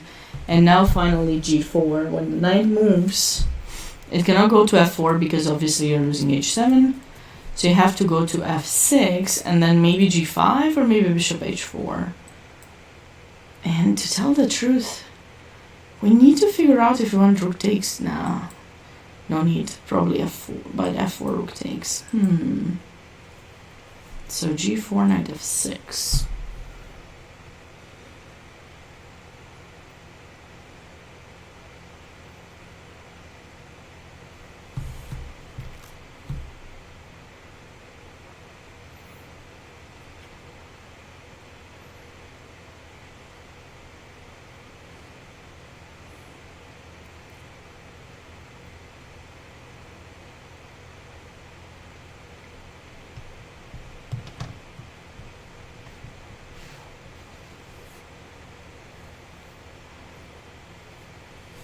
What if we go bishop here? My approach is to go bishop h3. 6. Bishop h6. Apologies. Goodness. Bishop h6 and trade a bishop and then bring in the queen closer to the attack. Now, of course, that's black's bad bishop that she wanted, or she should have traded it off earlier with bishop s6, h4. She missed the opportunity to do so, but now she could try to do it again. So what do we think? Is that something to be considered or not? I like the idea, but it's just me. I also see some potential sacrifices in h7 or like g5. So g5, knight back and takes, but I don't know. Because this looks nice too. And basically in this position, we can consider g6 and h6 will not work, as we either take it or we can put the bishop in e3 and then play g6. And that would give white some nice options.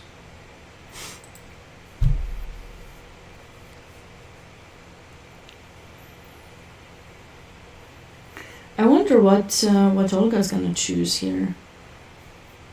G5, rook h7, bishop e3. There's a lot of good moves, and the problem, there's a lot of good moves. you need some time. Okay, bishop e3. She played it relatively fast. She's done a good job with the time management in this tournament, I noticed.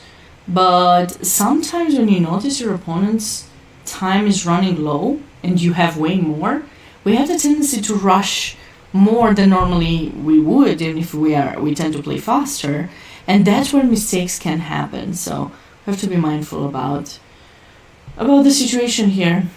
But I like bishop e3. It just kind of gives black some chances to make a mistake, because you're just threatening things, but nothing really concrete yet. But we're improving the position of this bishop. There's no way to trade it. We can trade it ourselves, but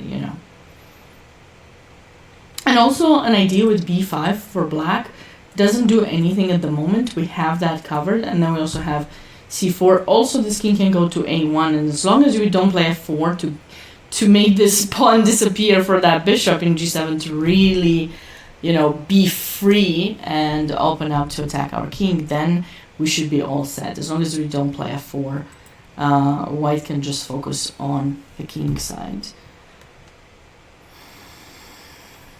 So Mary's bringing the knight back into the play.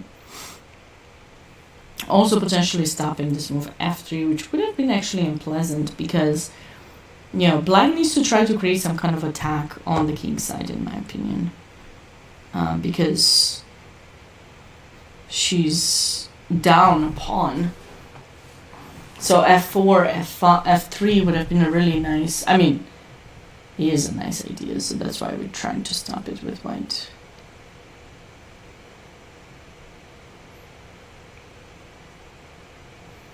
I'm not so sure what to do next.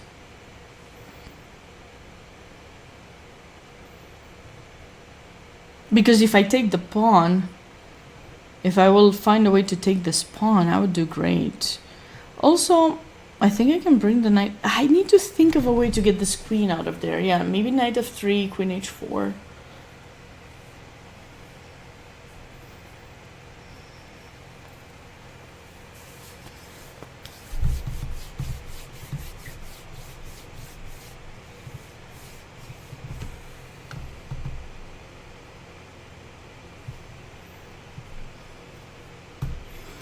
Why is that move marked as a mistake?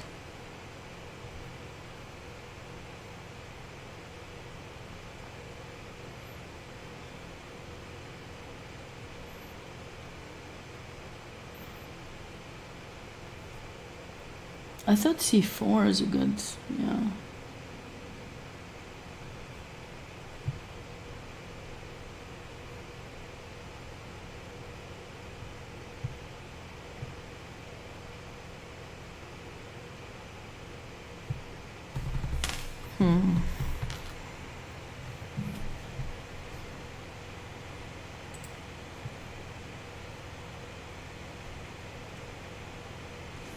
Shernaz is still thinking if she should take a draw maybe here? She doesn't have another choice. I hope she doesn't go king h4 just to avoid, because queen g2 would be devastating for her to lose like this. It will not be fun to get three losses in a row. You have to, no. I hope she doesn't do that.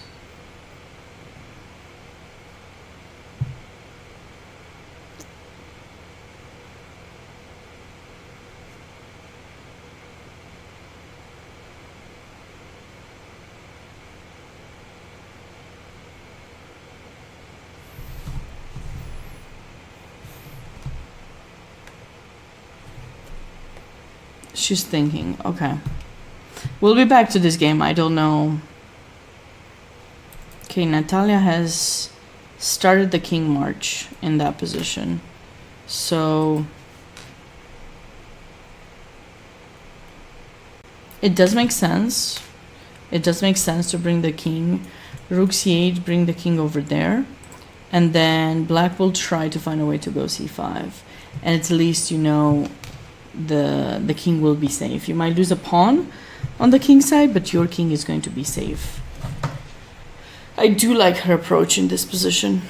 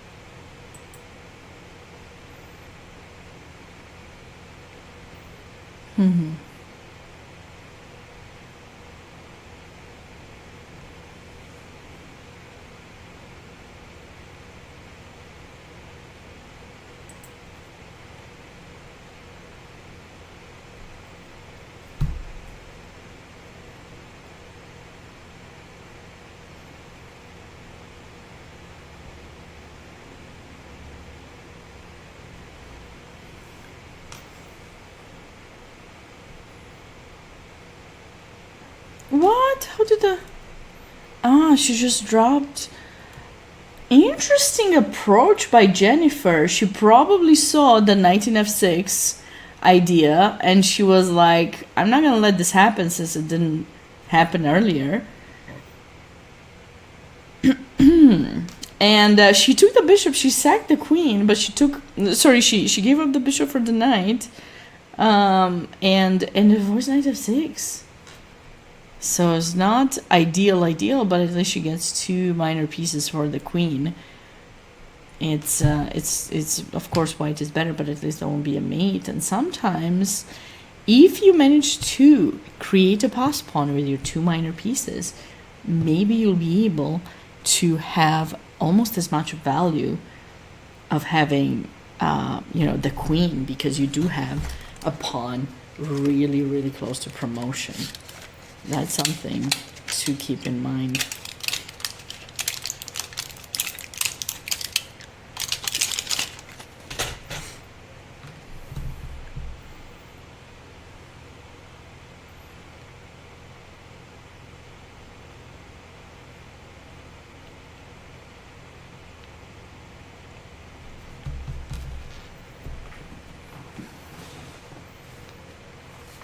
I think Chuchanik really should have started with and moved knight f6 here.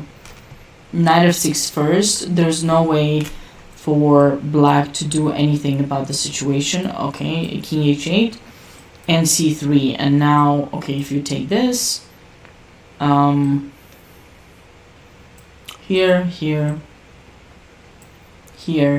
if you take, we have mate. If you take, we have mate. So this was definitely something important for white to do. I'm good, thank you.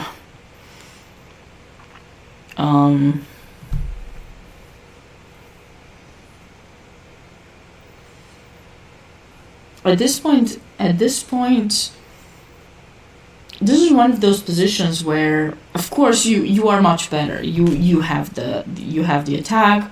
The queen is out of play. But you need to manage your timing, because if you're not going to manage your timing, this is going to be an issue. It's going to be an important issue here.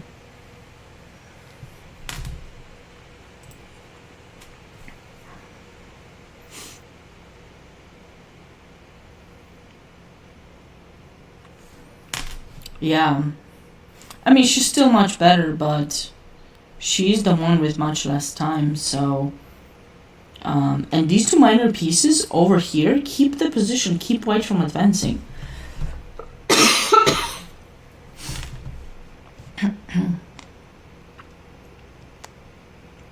Okay, she's probably trying to support the A pawn, but I have the feeling b4 could be unpleasant.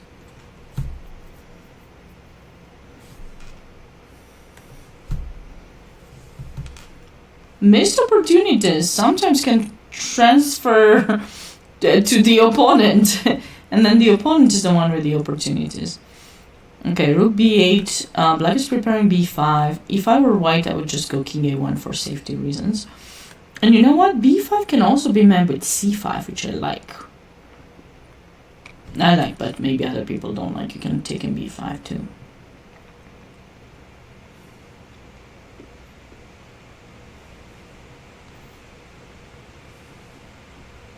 We should probably just take. We're winning more in this position. Why wouldn't we go for it if it's so good, right? I mean, yeah. Rook b8.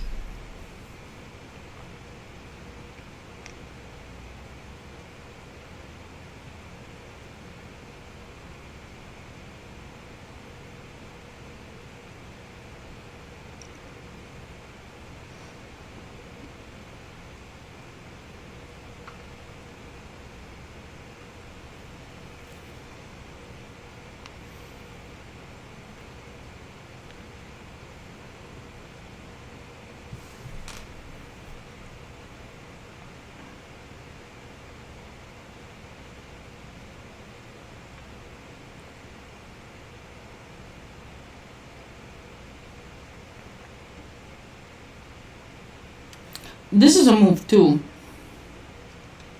It's another way to stop b5. I mean, never letting it happen. But this allows black to at least give up the bishop for the knight, which that bishop wasn't doing much anyway, so if that happens, then black can try to focus on the king side. But also all of black's play is gone. There's nothing to do anymore on the queen side, so if the battle gets lost on the king side, it's just over. That's why a lot of the times we want to keep more opportunities open.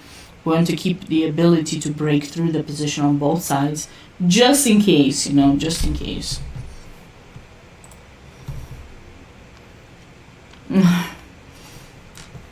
Nice retreat move by Alexey. Obviously, you cannot capture here because knight takes d5, loses some material. And actually, black also is looking for this knight g4 idea. And you would have to put your queen in h1 if you put it in h3. Because of this discovered attack, white can get in trouble. White can get in pretty big trouble.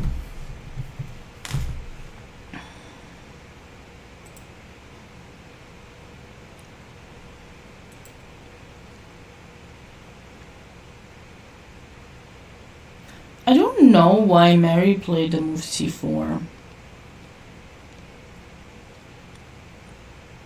And don't get me wrong, I understand the idea to protect the bishop and then try to figure out maybe we can go e5.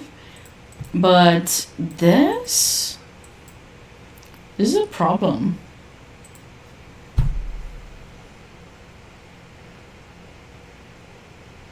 Oh, what about knight g4 now? You're not going to put the queen in h1, are you?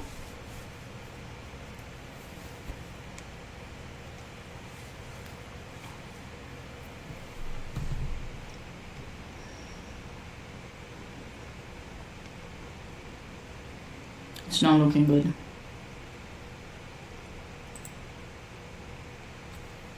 Wait, what? No way! Oh my god! I felt that she was not gonna take the draw. Oh my goodness.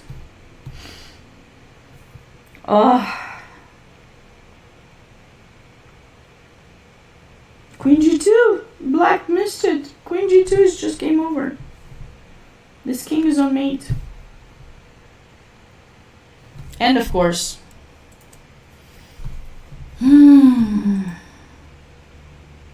this happens when we're struggling with evaluation of the position.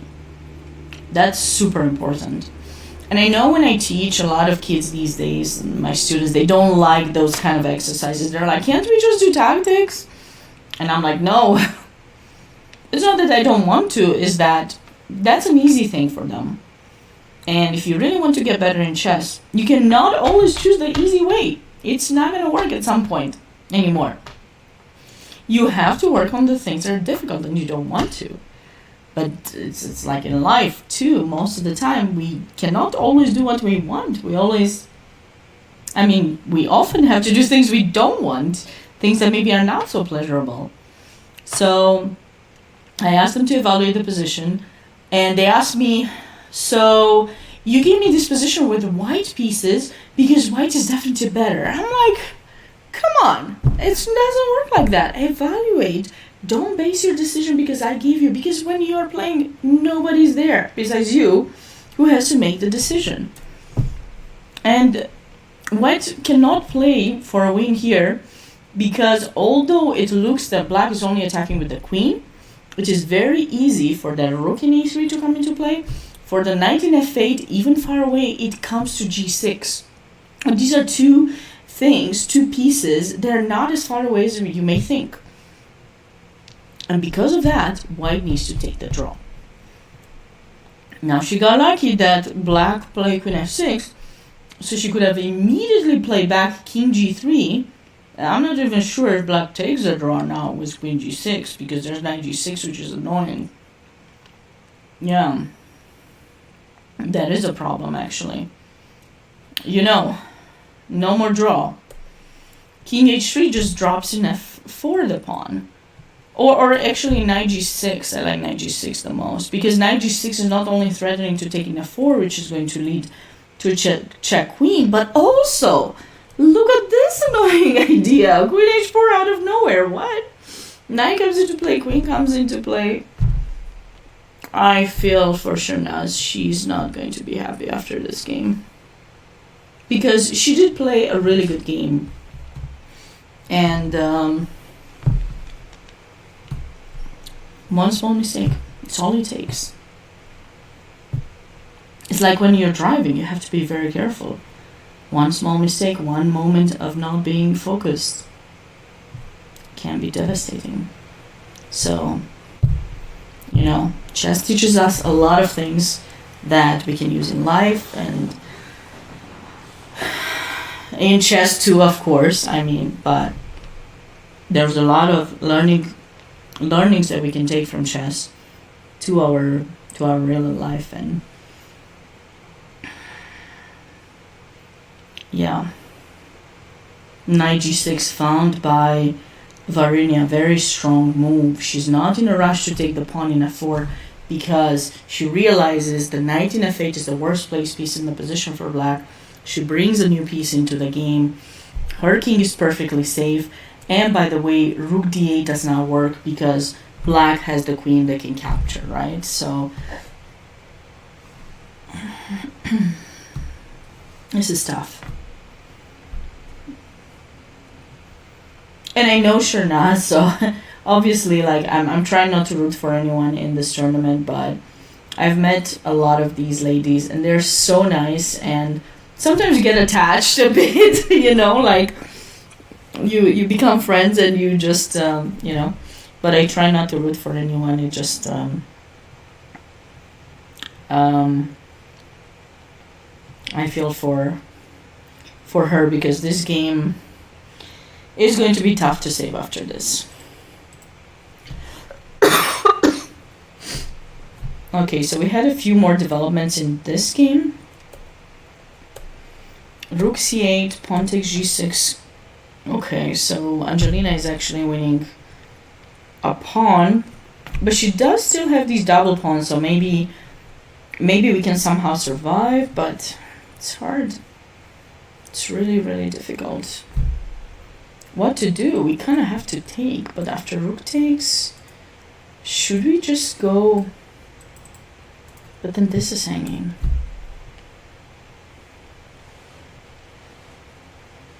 Here?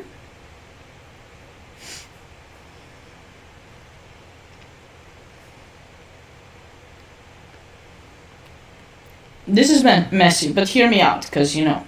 No, never mind. I was gonna go bishop here. Bishop takes here, and then you'll be like, Sabina, why are you saying these things? You don't have enough pieces to the attack. I agree. I'm not going for that. I was just thinking about it. It doesn't mean, just because you know the kind of moves you should make, the moments when you should make them, in theory, it's all easy. We don't know those things. We will learn them. In practice, good luck figuring out when is the right moment to do something. But yeah. I really want to sacrifice on one of those two squares. Maybe queen g2. Or not. Maybe rook h1.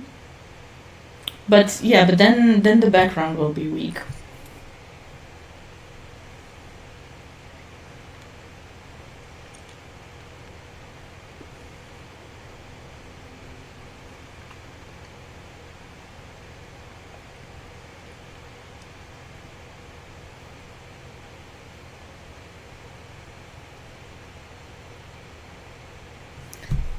I'm not sure what is the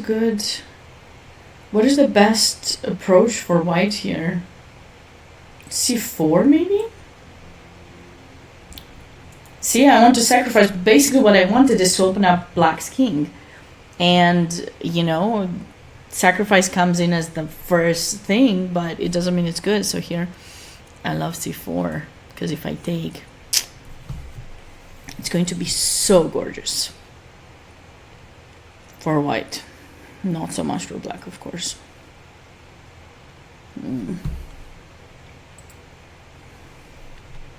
So we can go c5. We need to keep somehow the king safe, Queen d2 probably doesn't do much.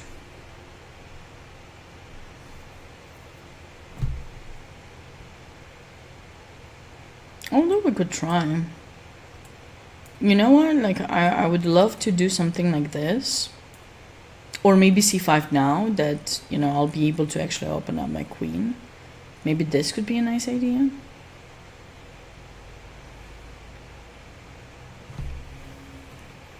This is at least covered. White is better, but it's not gonna be that easy to figure things out.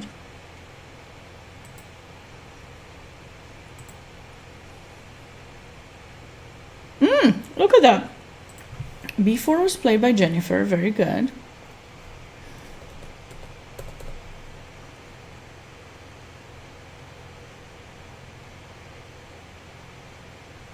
Bishop f4. I think Chuchanik is thinking about playing e5. But I'm not 100% sure if playing e5 is... Maybe it will help. So if that's the case, maybe...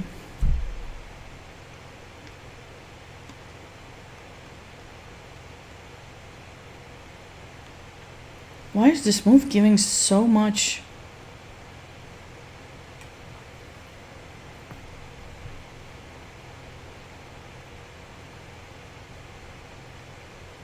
So much minus here.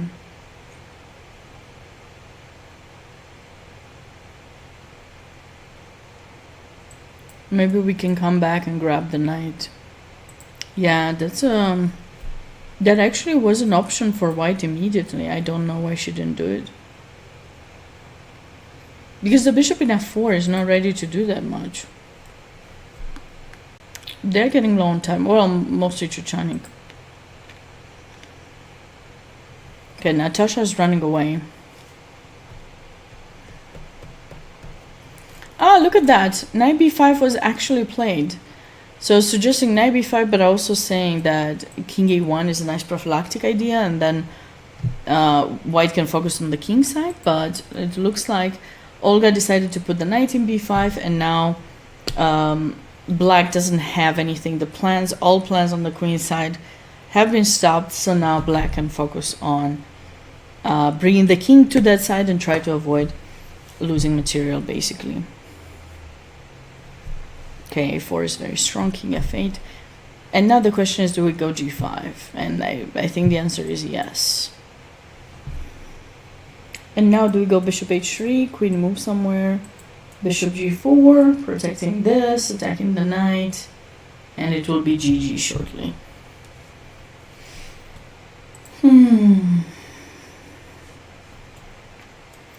So Alexey found this knight g4, very nice move, they drew. I didn't even see that. Okay. I mean, not bad. She... Alexey had a tough position, but she saved it. I mean, it's good. And don't forget to be on the look for Alexey's article, which will be published on Chess Live online tomorrow morning, very likely. Or maybe tonight. Probably tomorrow morning after the games are done. She's wrote a beautiful article catching up on round 1, so you can always catch up with that. Yeah, in order to get to all of the articles, you can check out Chess Life Online and search for the US Women's Senior Championship. Knight g6.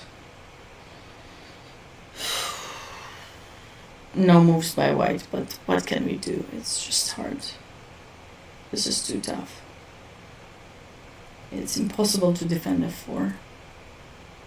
And if you push it, of course, knight f4, that's the biggest issue. If there was not knight f4, okay, you could push f5, but we cannot escape with both the pawn and the queen from the check queen, so there is that. Oh la la! I caught one move. Nice. Nice. So Natalia did play the move queen d2. Trying to keep her queen active. She probably realized c5 would be met with c4. And now queen b2. The question is c5 working now, or are we going to be anticipating bishop takes d5? It looks so scary. Pawn takes, I think, will lead to some mate. Check here. And maybe this. This is leading to a mate. If you capture, try to run away, you probably won't. Actually, you go king a6 there and there's nothing. Maybe we go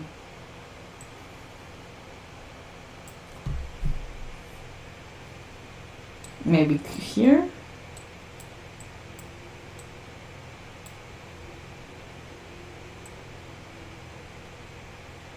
Where is the mate?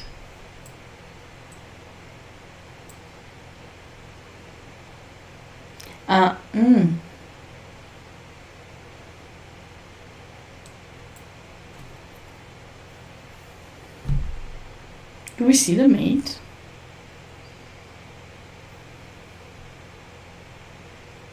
Is this? Yeah, if you come king c3, queen a5, if you go there, check. If you go there, mate. If you go here, mate.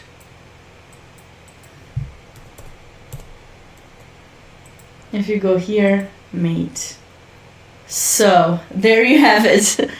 This is tough. This is very tough. So you cannot go c5 again because bishop takes d5 is very powerful. But then the move queen d2 just doesn't make as much sense if we cannot really follow up with something that would put some pressure on white's king.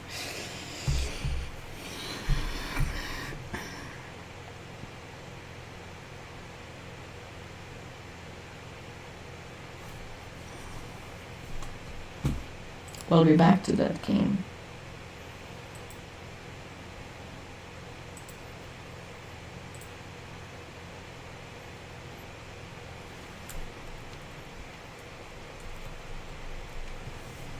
Okay. White loses the knight, and with that, the game too, probably. Okay. Oh no, c5 was played. Oh. Oh no. It's the only way you're going to try to come up with something, but bishop d5 is just... It's just game over.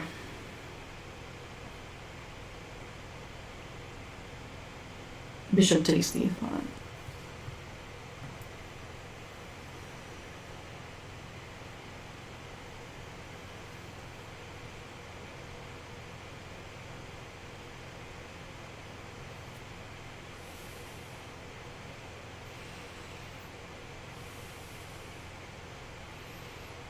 This is not good. It's not good at all for black.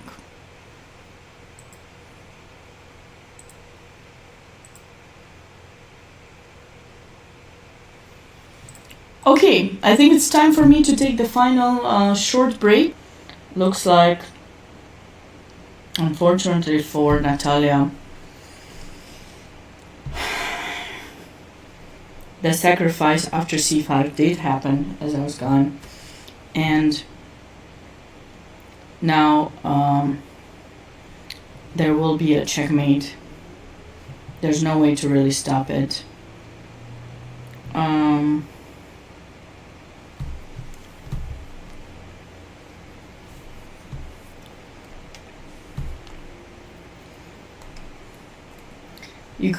She couldn't do anything after bishop takes d5. This is definitely a beautiful finish for white.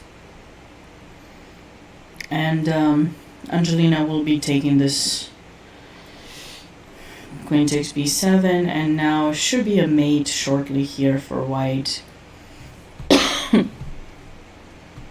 If we capture, for example, you can go king b5, and I think this is the kind of line that we're looking at, similar to the one we were looking at earlier. If the king goes to c4, I think, how can the queen take over now? Queen a6 check.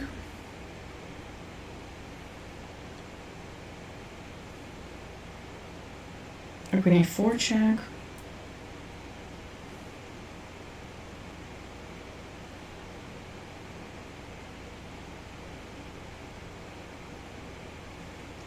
There needs to be a mate here. Where is it? If we give this check, it might not be mate as easily. And queen a6, king here. Ah, this is the mate. Here it is. Check, check, mate. It's tough. Tough one. Chessful! Hey, how are you doing? How's it going?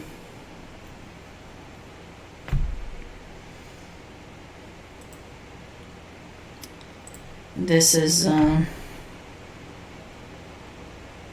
yeah, Angelina does have sufficient time, of course, to see this. The king is totally restricted. We don't have any way to really escape this. Even a move maybe like rook here can help white to checkmate. I'm actually not seeing any defenses. We're just simply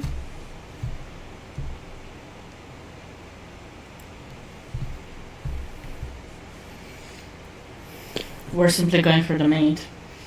It just depends if you see the mate all with checks or if you want to go for rook g6. Okay, of course that one from g7, not this from g1, because then you will get mated yourself. But or queen a7 was played. Okay, so we will be seeing the mate I just showed.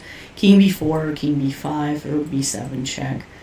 And this is an important move, and everything is forcing. Okay, you can put the knight here if you want to make it one move longer, but this is it. So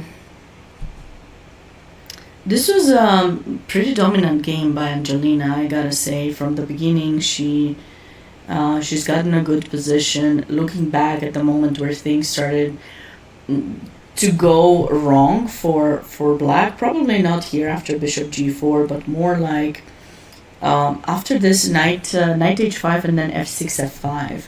So f6 is fine, but playing f5 just got black into a very difficult position because white had the ability to return with the bishop in e5 and support the bishop with f4. If black at least would have had the chance to play f4, then black's position would have been, perfectly fine, but she did not get the chance to do that.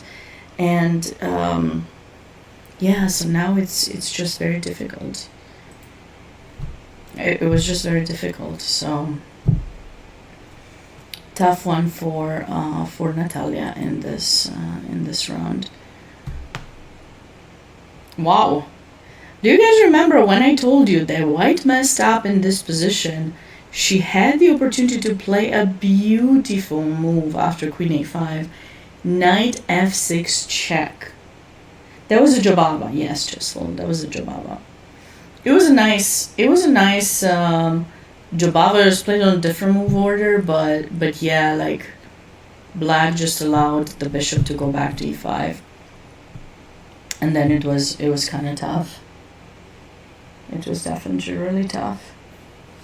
But look at this beautiful mate that was missed, or mating idea that was missed by white here. Obviously you can't take. I've shown this already a few times. And now bishop g7, we just take and rook h7 and mate, so you have to go king h8. And here, don't make my blunder, okay?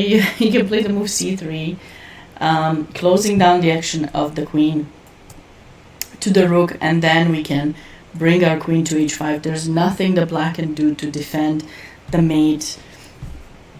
And if you try to win this bishop, then here, cute mate. It's like, come on, Chessful. No. It was a good. I mean, it was a good preparation by Angelina. She's normally a c4 d4 player. I feel that this must have been some like preparation she had because they started on this move order, so d4, knight f6, knight f3, g6, and then she played knight c3, probably hoping to transpose to a like modern, I think, right? Because you know you switch from d4 to e4. If black plays bishop g7, we got ourselves this transposition to some Pirc modern, however you want to call it, right? But here things changed because black played d5. So now, okay, when you develop the bishop, it looks like a Jobava.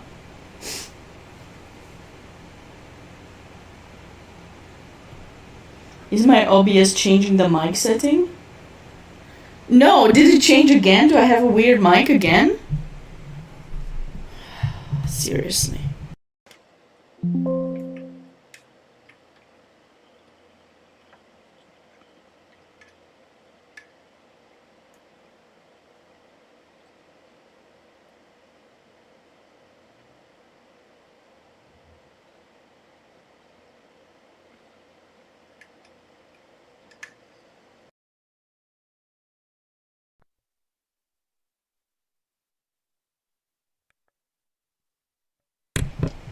How are we doing? Is it better now? I see what happened. Probably with the transportation, the cable of my mic has changed, and I wonder if that's what is messing things around. I'll have to get another cable. Why do most female players seem to gravitate to d4 openings? What's wrong with d4 openings, Chessful?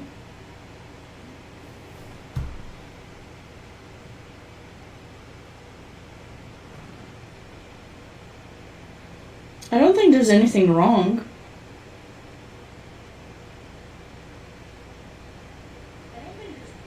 You're right. Oh my goodness, I hear what you're saying about the mic.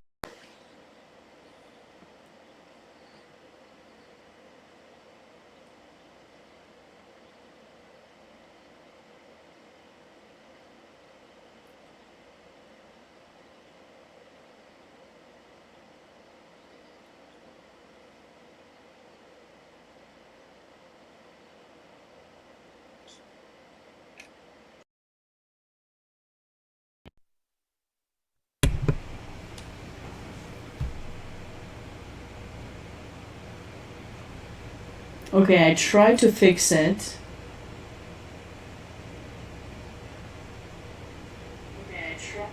No, it's the same.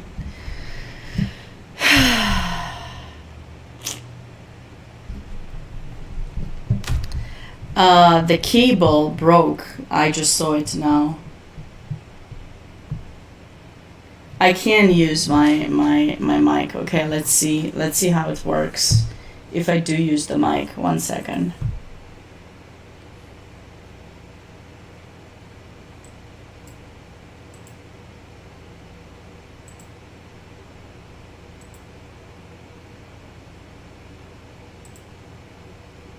How is this looking? I mean, not how do you hear me now?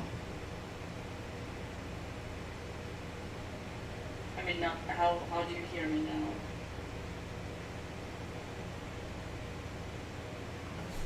My voice is fine. Yeah, I just realized what happened. So it looks like this cable broke. It didn't break, it's just this part has moved. It's not straight anymore. If you guys see it, it's just... How am I gonna fix this? I need to fix this by tomorrow. No.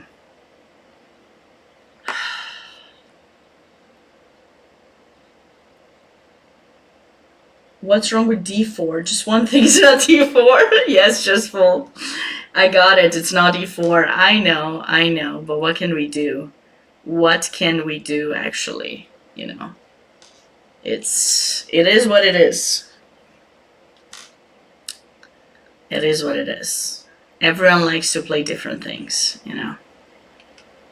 So, the game finished here. Oh, Angelina chose another mate. She found another mate. Okay, she played a4. Oh, this is actually faster than the one I was showing. True. Yeah, and now here, queen b3, and here. I need to study to play e4 chessful, you know? You don't... I mean, nice game by Angelina. I just... it was really well played. Very, very dominant, this game. I need to study, and I know you're going to tell me, yeah, why don't you study? And you're right, I should study, so who knows? Maybe I will. Maybe I will play e4 one day in my life, but I have tried it on few occasions, actually. But yeah, you know.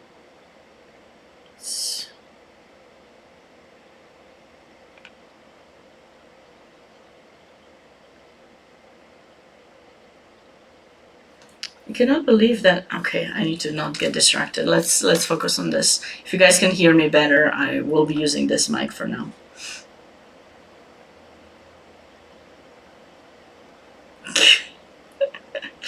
Okay, I see, chessful.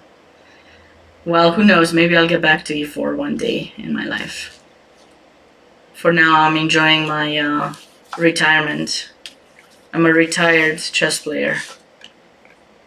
I'm not playing right now. 92, queen g4. Okay, so Chuchanik is trying to find some way to attack, but the pawn in a5 is... But okay, she's trying to keep the bishop in f6 to try to restrict.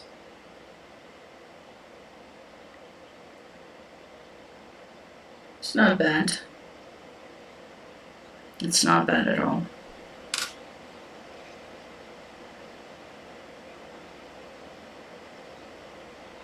It's not great, also time-wise.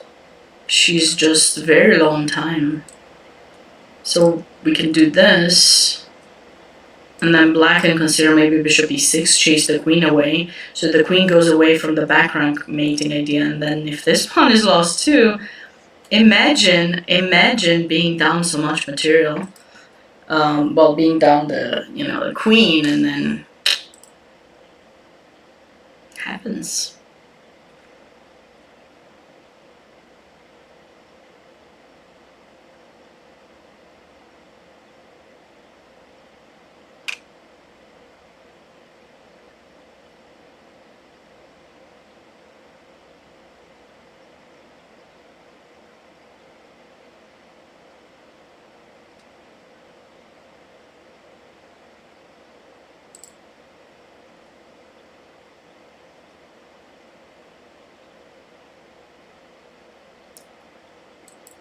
I haven't changed anything anymore. What do you mean?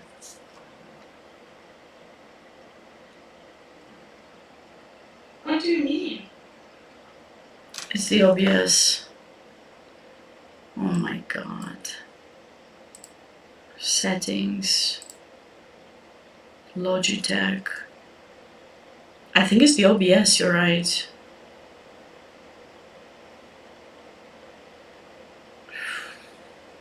Is my computer too warm?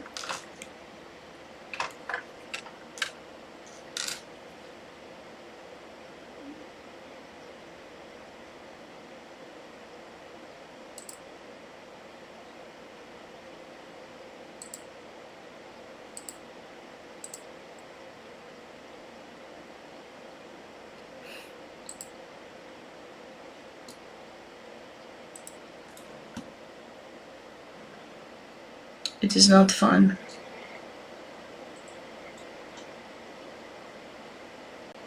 It is not fun. I will try to not move anything at this point and just hope that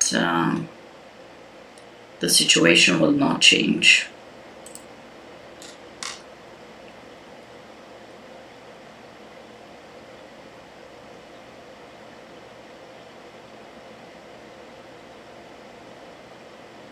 Let the games of Bobby Fischer guide me. Okay. Okay, chessful. Got it. This position is very complicated. Queen up, but it doesn't mean anything. Okay, now there are ideas with knight e3, bishop d5, which I like very much for black. And with a little time on the clock, it will be very difficult for white to really defend there. So what's been going on in this game? White decided to give up the... No, it was just some trade. Rook takes h. Oh my goodness! Could black have played queen takes h7, queen takes h7, rook h8? And save the game? Possibly, right?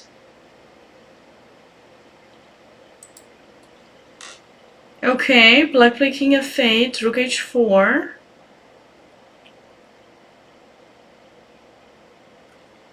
And now it's not clear what's going on, actually.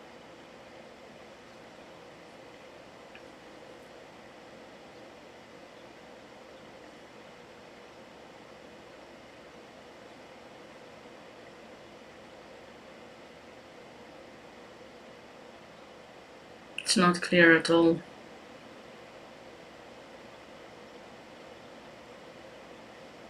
I mean, white should be much better, but how is white improving further?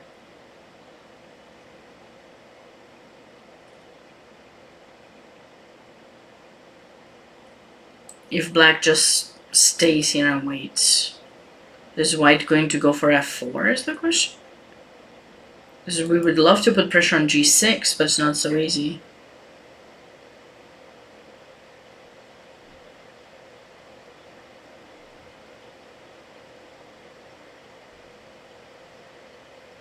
Well, I just hope it stays this way. I don't know what else I can do.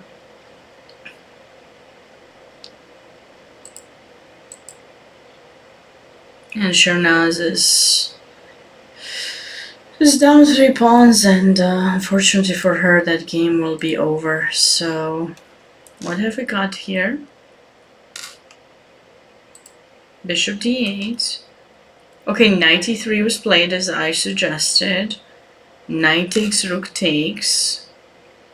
Okay, maybe black shouldn't have rushed into taking the rook, because we also have ideas with bishop d5, bishop takes. Maybe black could have just moved the rook somewhere, maybe rook a6 first, just to avoid allowing it to be captured, and then we can go bishop d5, bishop takes g2, and that's just going to be really helpful, I think. From my point of view, I think it would be really nice.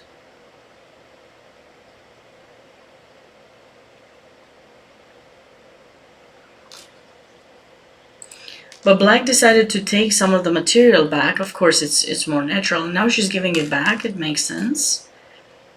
The a file is still controlled, and those two bishops are going to be pretty strong. And thinking about the follow-up for black, black is going to try to find a way to create a passed pawn. So we're probably going to see either c4 or maybe b3, trades in b3, bishop takes, and then try to advance those pawns forward, with white having a relatively good position there. So we'll have to see how white can progress this. I've been thinking about maybe rook h7 again, since now the king is not in f7. Maybe we can do something like this, and then we can have the ability to potentially go queen h6 and try to get either g6 or the bishop in g7. And if you try to go rook f7, then we infiltrate, of course, with the queen in d6. So that is, in my opinion, white's way to try to improve this position.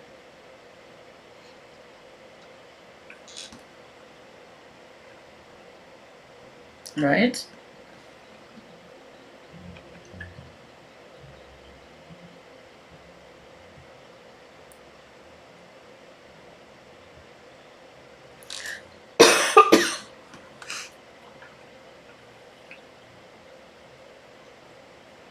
So rook h7 is the move to be played here. from white's point of view.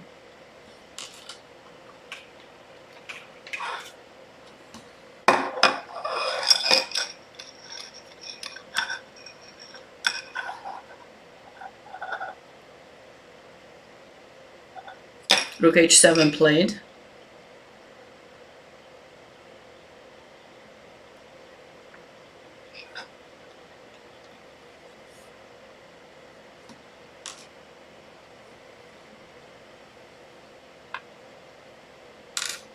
Okay, king e8. Makes sense, just avoid the pin. And now, can we go queen e6?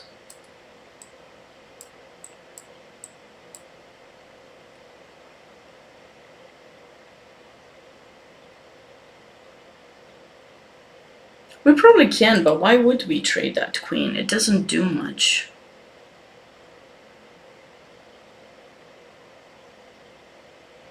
Queen f7, rook g8, queen f8. Okay, that sounds like a good idea. I just don't think you can. You can.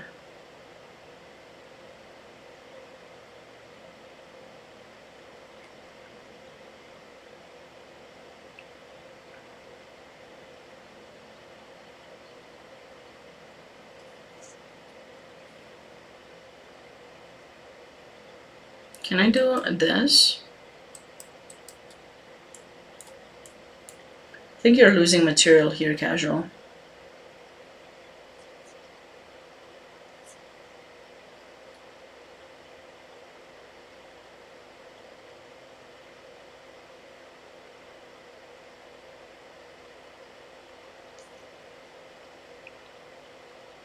Right? F4 can certainly be a move to be played at some point in time. Even maybe here could work, actually.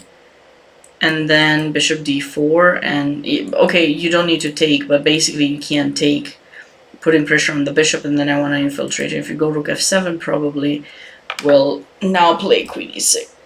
Queen e6 doesn't work because, oh, the rook, and then, okay. So how do we take control over this situation here?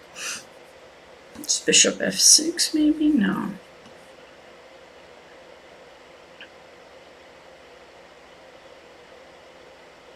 Go rook g7 and bishop f6.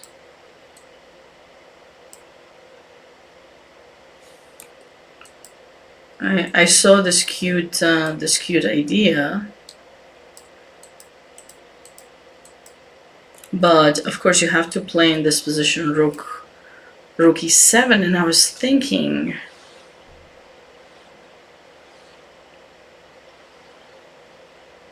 can try maybe.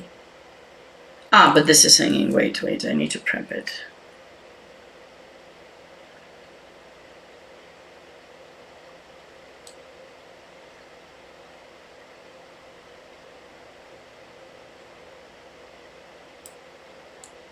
Can try this, or maybe this, but then there's queen here.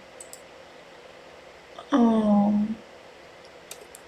So wait, where were we? So queen f7, f4. Wait, what was the line we were looking at? King d8, f4 takes, bishop g7, rook f7.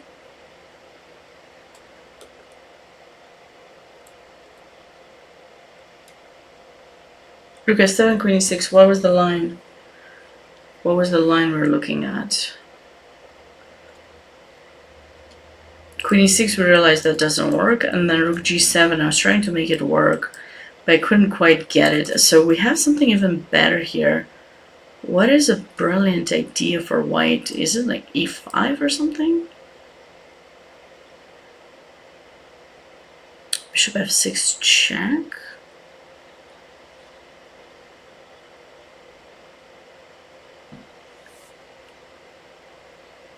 Queen g4. Not yet. I think you're talking about the other moment.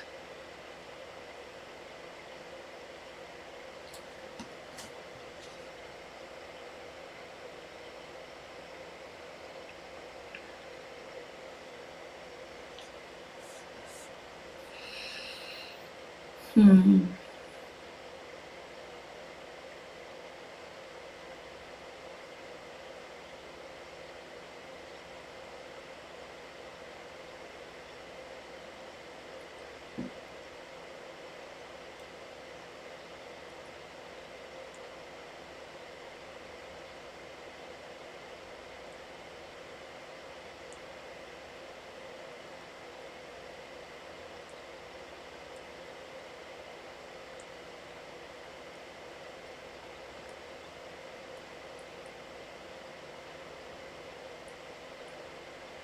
Ah, followed by queen. But what about this pawn? Ah, we just stop it. We just go to the end game.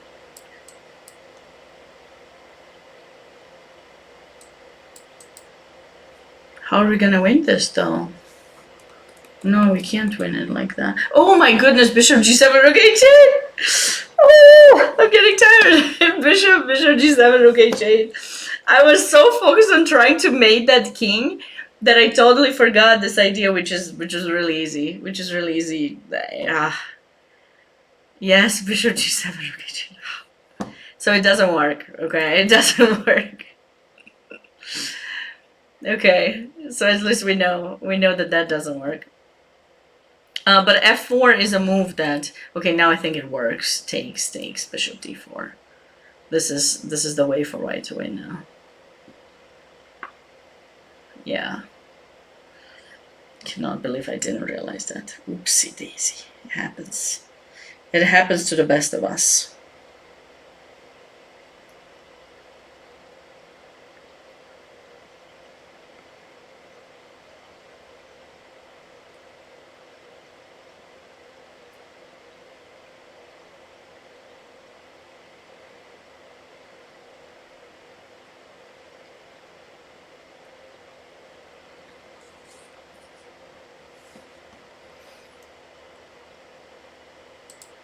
She has to do that. Okay, black is winning here, and then we still have this game where more things have happened. Okay, so white played g4. Threatening f5 and stuff. Black doesn't need to know, but if they don't take, we can play f5, or taking in e5 ourselves and then d6. So it will eventually just be winning. The problem is black's position is stuck. There's nothing to do. Just sit and wait for the opponent to improve the position. That's the big problem, actually.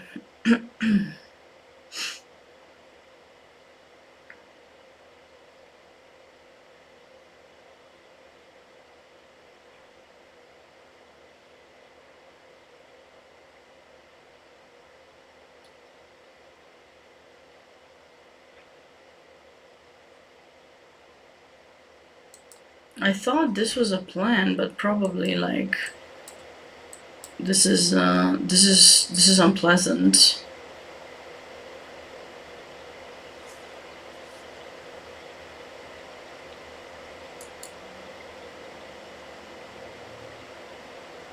And we don't have time for this because we lose the rook, so that's a problem.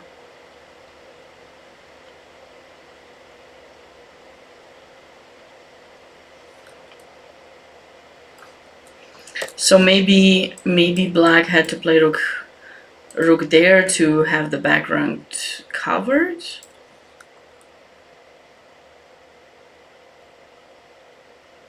Yeah, e6 is beautiful.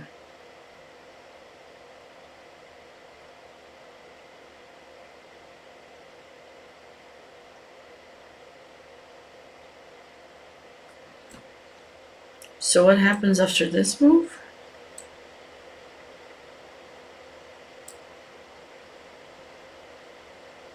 Maybe just this. And then that pawn falls, and then queen f7. Rook f6 is very strong.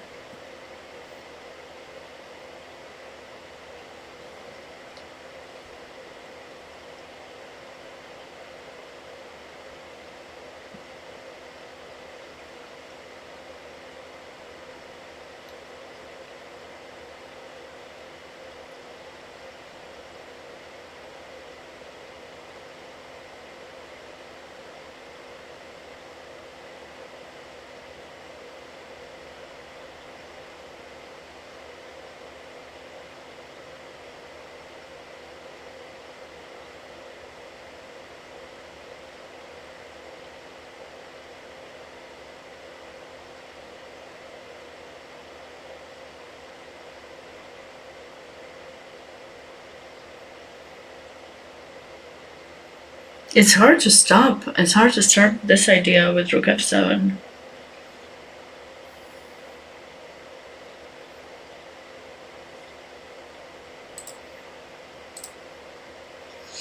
Okay, so back to this position where casual was mentioning black doesn't need to take.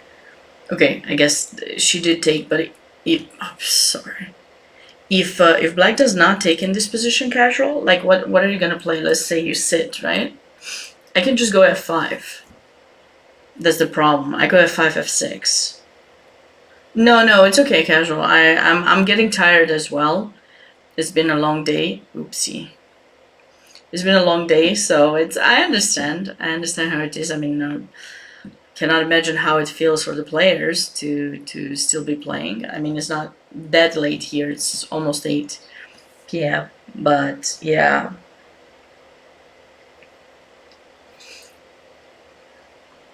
f5, f6 is just a problem. So it looks like black captured, but now, yeah, beautiful bishop f6 check. Yeah, now it's over.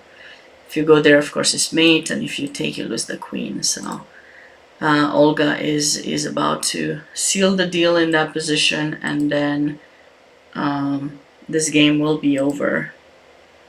So basically, it's possible that Maureen says hi back. Hi back, Maureen. Thanks so much for having me here. Wait, what is this move, rook c6? What is this move? I thought it was mate.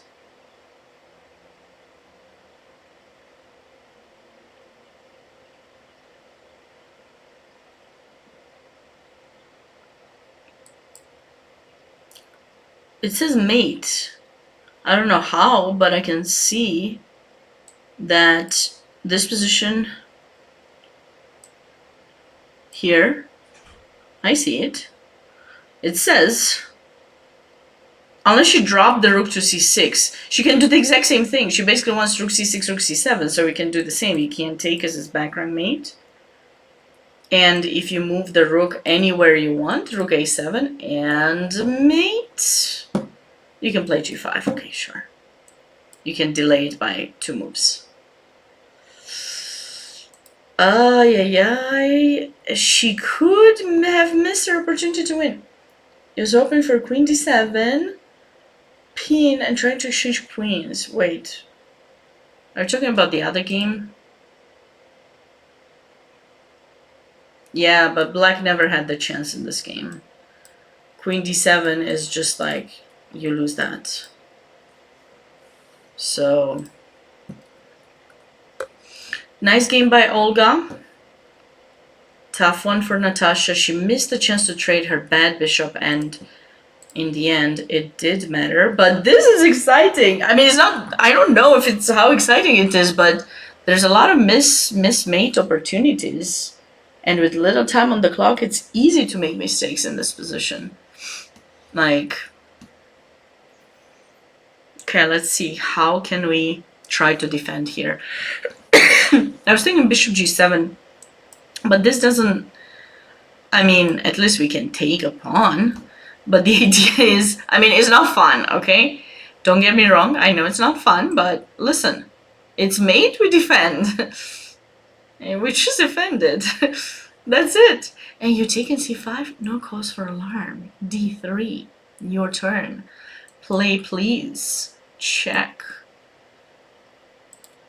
And then I take the rook. And no, you don't have mate, because I can just go back and forth. So like, you go here, I take, check, check. That's the max. You can have perpetual check. So let's see if Jennifer goes for bishop g7. She has a lot of time. She can definitely find that. She can definitely find that idea with bishop g7, because rook c7 is the threat.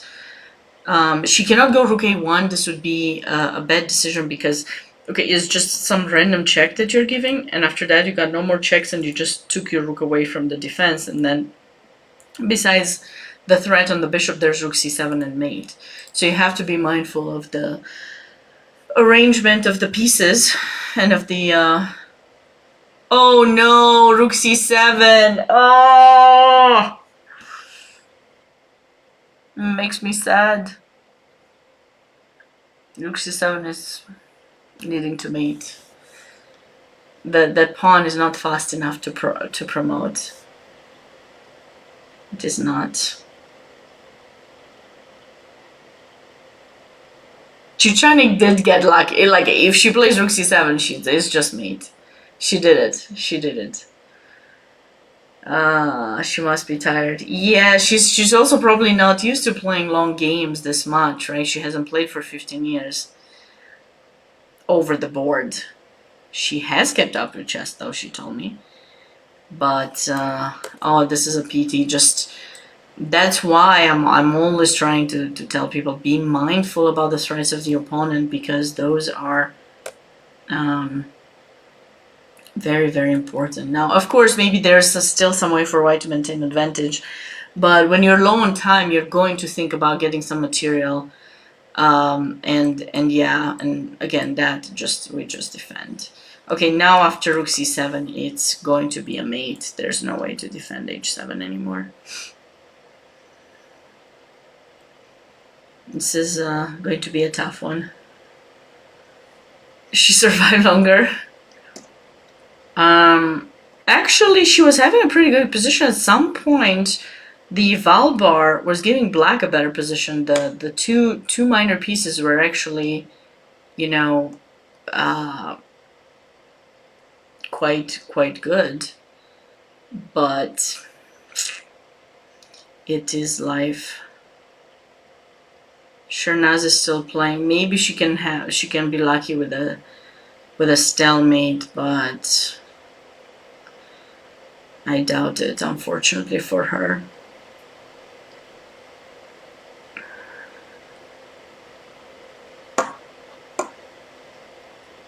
Okay, queen f6 check.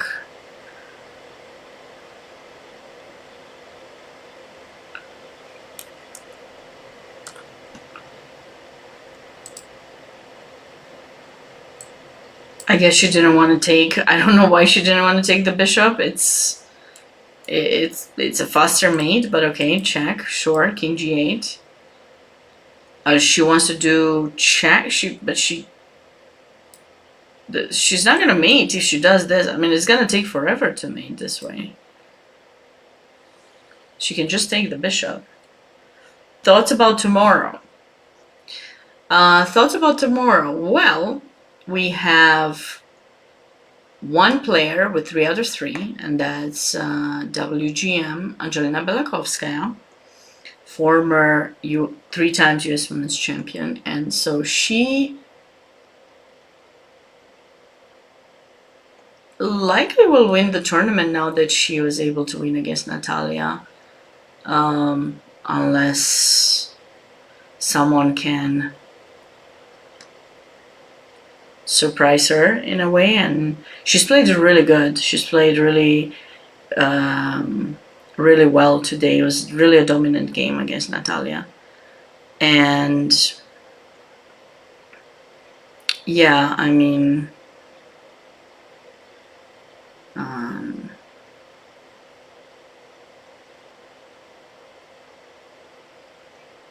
she's the one who likely will win the event. And then, yeah, Chuchanik started with a draw where she was in a lost position. She offered a draw. Her opponent accepted. And now she's 2-0 today. So she's on 2.5. So she's going to be playing likely against Angelina tomorrow, because she's the only one with 2.5. And color-wise, I think Angelina will have black pieces and Chuchanik will have the white pieces again. And that game, depending on what happens on that game, we will see who can become champion, who can win the tournament. If Angelina manages to win that game, then of course she's going to be the winner of the event. But if somehow Chuchanik is able to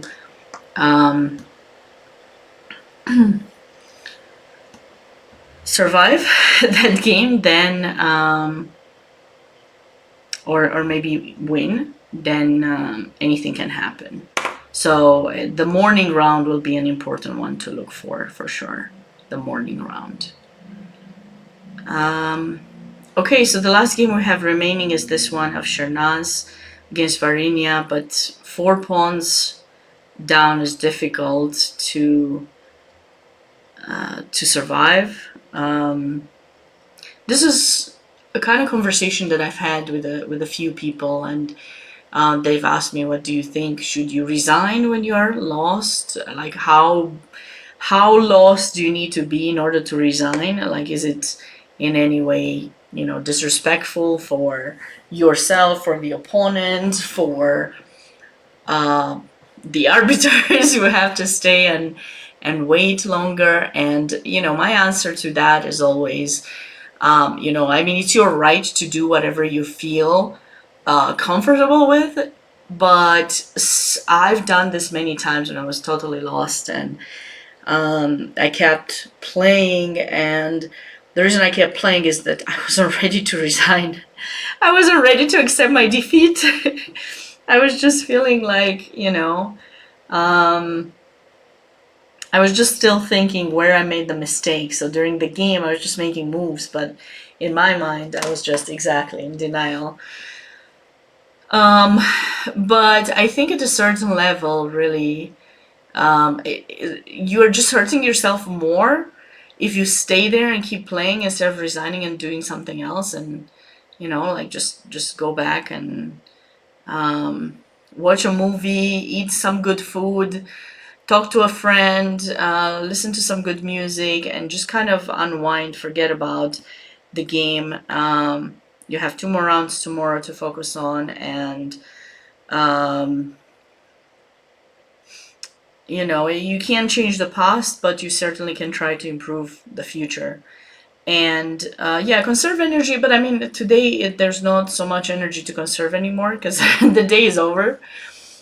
There's no more rounds today, but I think emotionally, by staying longer in a position that we are totally lost, only drains our energy and makes us feel more upset with ourselves than not. I mean, yeah. So I mentioned that earlier. Angelina is going to play against Ayrapetyyan Chuchanik. Ayrapetyyan is on 2.5 out of 3. So Ayrapetyyan is going to play with the white pieces against Angelina, in my opinion. But listen, I'm not the arbiter of the tournament. I can just give you my opinion. You have to wait. If you happen to be a player watching the stream, you have to wait till tomorrow. Maybe I'm wrong, but that is how I see it. That is my view, and only my view. Don't go based on this. Make sure you double check your pairing in case you're a player. I don't want to make statements and then be told that I was wrong. We were listening to your stream and I thought I'm playing this. No. That's not how it's going to be. But I mean, I'm not taking any blame. This is my personal opinion.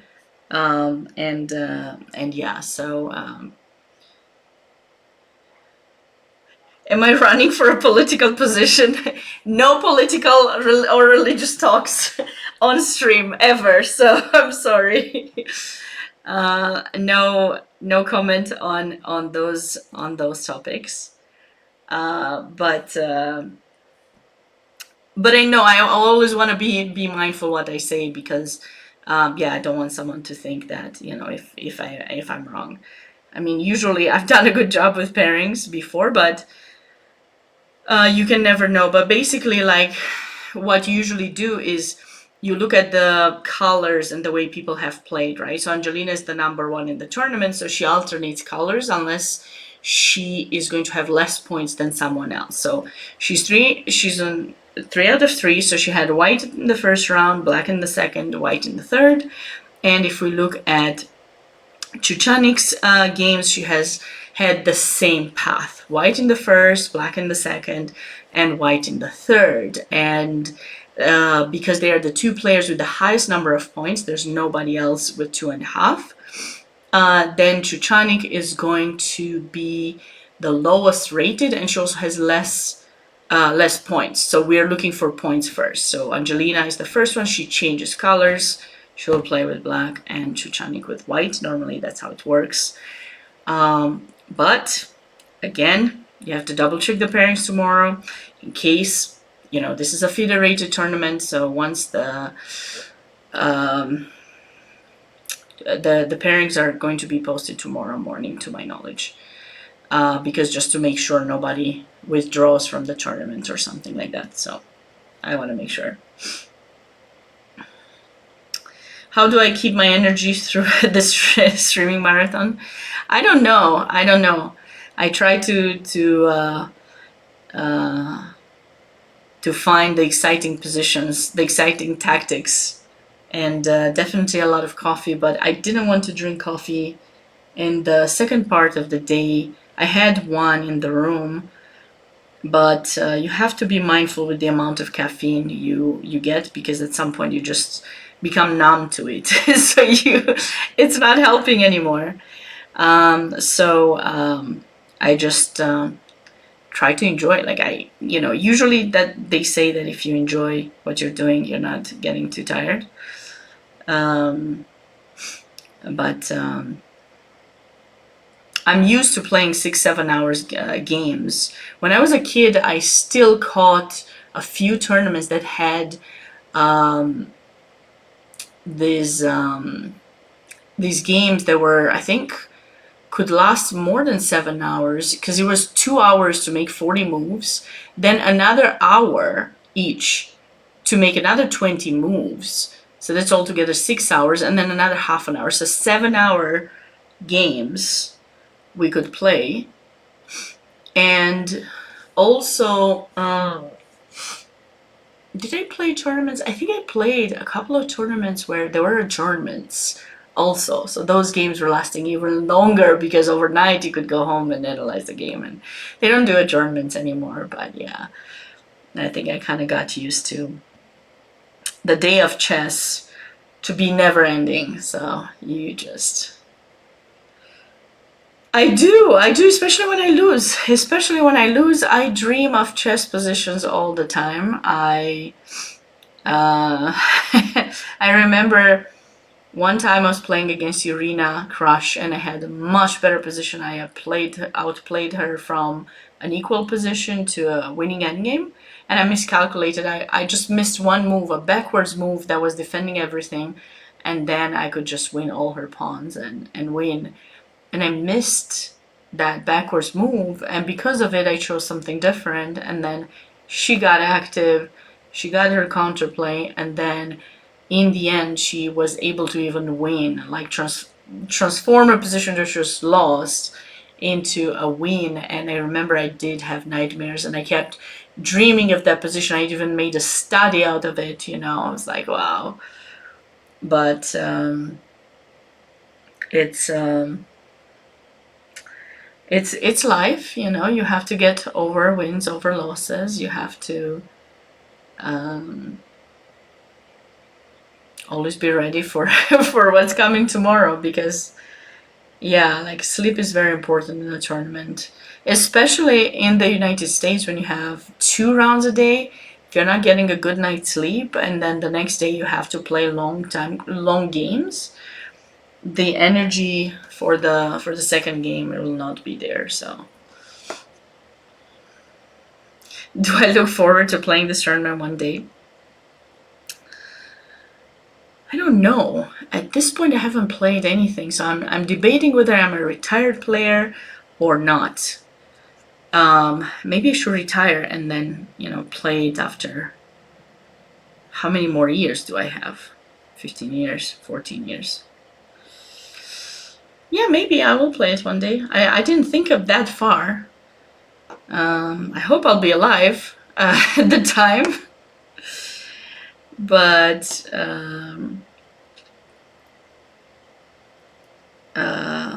I certainly want to play. I do want to play. Sometimes life gets in the way and you choose to do other things.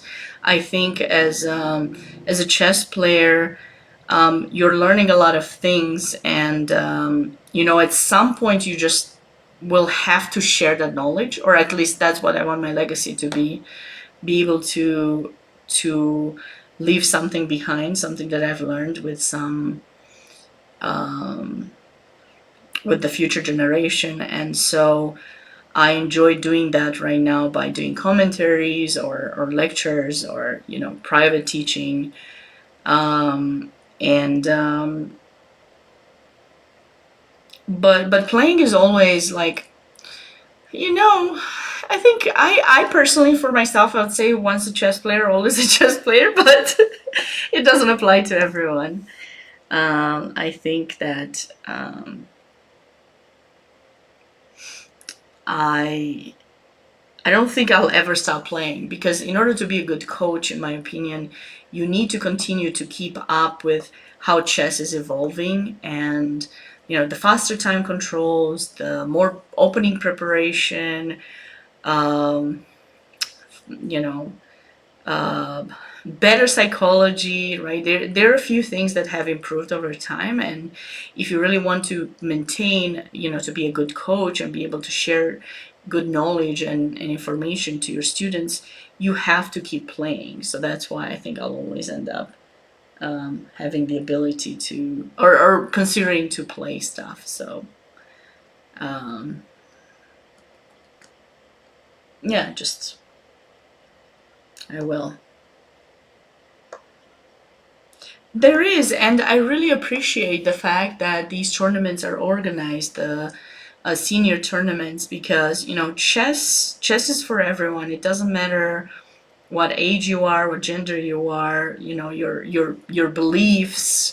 It just doesn't take that under, you know, account in a way. And I think we can all just enjoy the game and have fun. And you know, it's really wonderful to still have the opportunity to be reminded that, you know, once you had a lot of passion for this game, and you know, maybe you do give up chess for some time to focus on other things like family, or maybe a career in another, you know, in another subject, in another field. But being able to come back and still know that you can do well, that you're still competitive, that you can still be creative and come up with beautiful ideas, I think that's really cool. And you know, I really appreciate you know, everyone who's um, talked about getting this tournament back together, because we had the US senior championship for many years, but the women's senior championship has not happened. So, you know, in the past 3 years, being able to have this tournament and give, you know, former strong players the opportunity to come back at the board and just kind of bring back good memories, develop camaraderie, you know.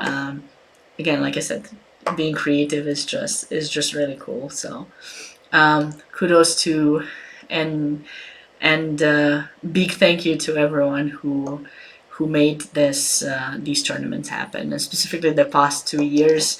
I know I'm not allowed to say to name names, but I do want to thank the people behind the Precision Tune Auto Care for sponsoring this event and making the players feel appreciated and respected still, and just giving them the opportunity to compete again. And for us, you know, the next generation to be able to see them not having give up, and you know, rekindling their passion for chess, because after all, that's what it is about, you know. So yeah.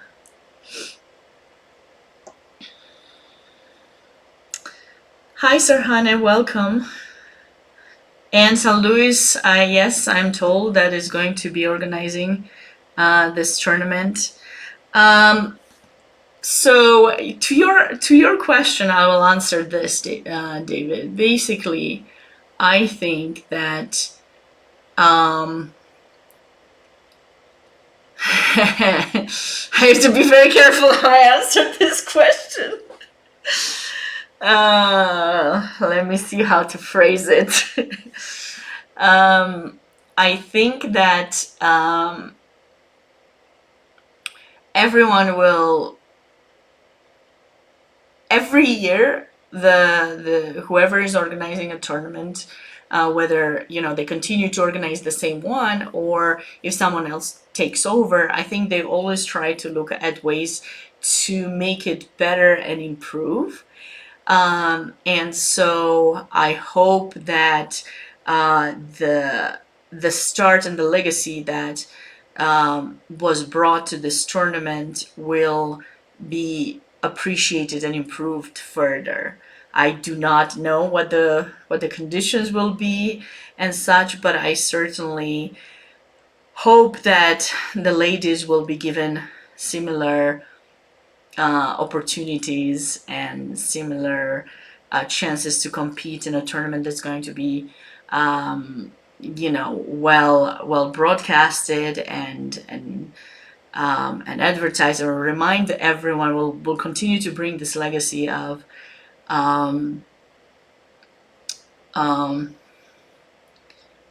the players. And so I cannot say that it will be better. Maybe it will be better in some ways, but every single event is special in a way. So I think the memories and the way one is treated in a tournament is never forgotten. So I don't think, like I used to compare when I was a kid, I used to compare, oh, this tournament is better than this one because of this, but I think everything has like a special, memorable moment. And I wouldn't say it would be better. I think it would just be different.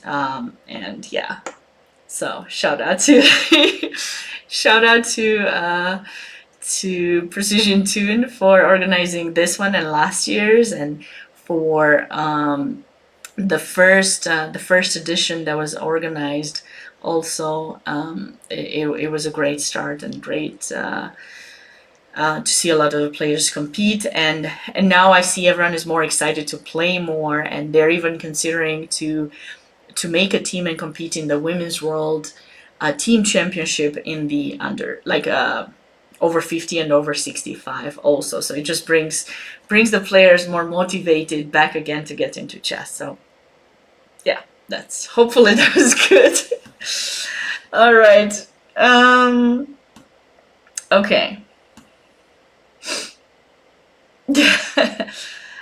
I'm sure she will play. Yeah, I think all of us will play when we get the age.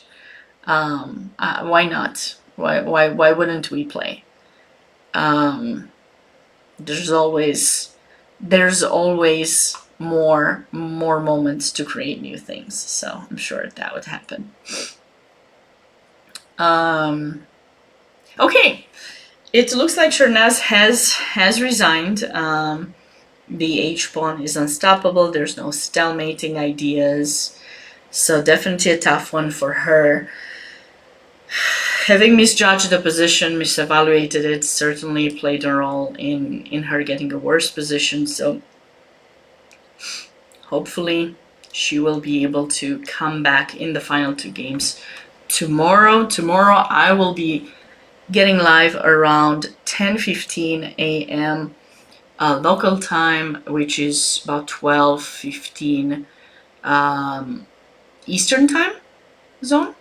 So I certainly hope to see you there. As for the next round, the final round will be starting at 3 p.m. local time, 5 p.m. Eastern time. So I would love to see all of you here. Thank you so much for watching.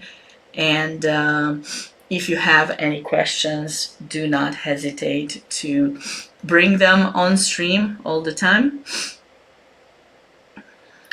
Alexey, oh, you're watching. Hi.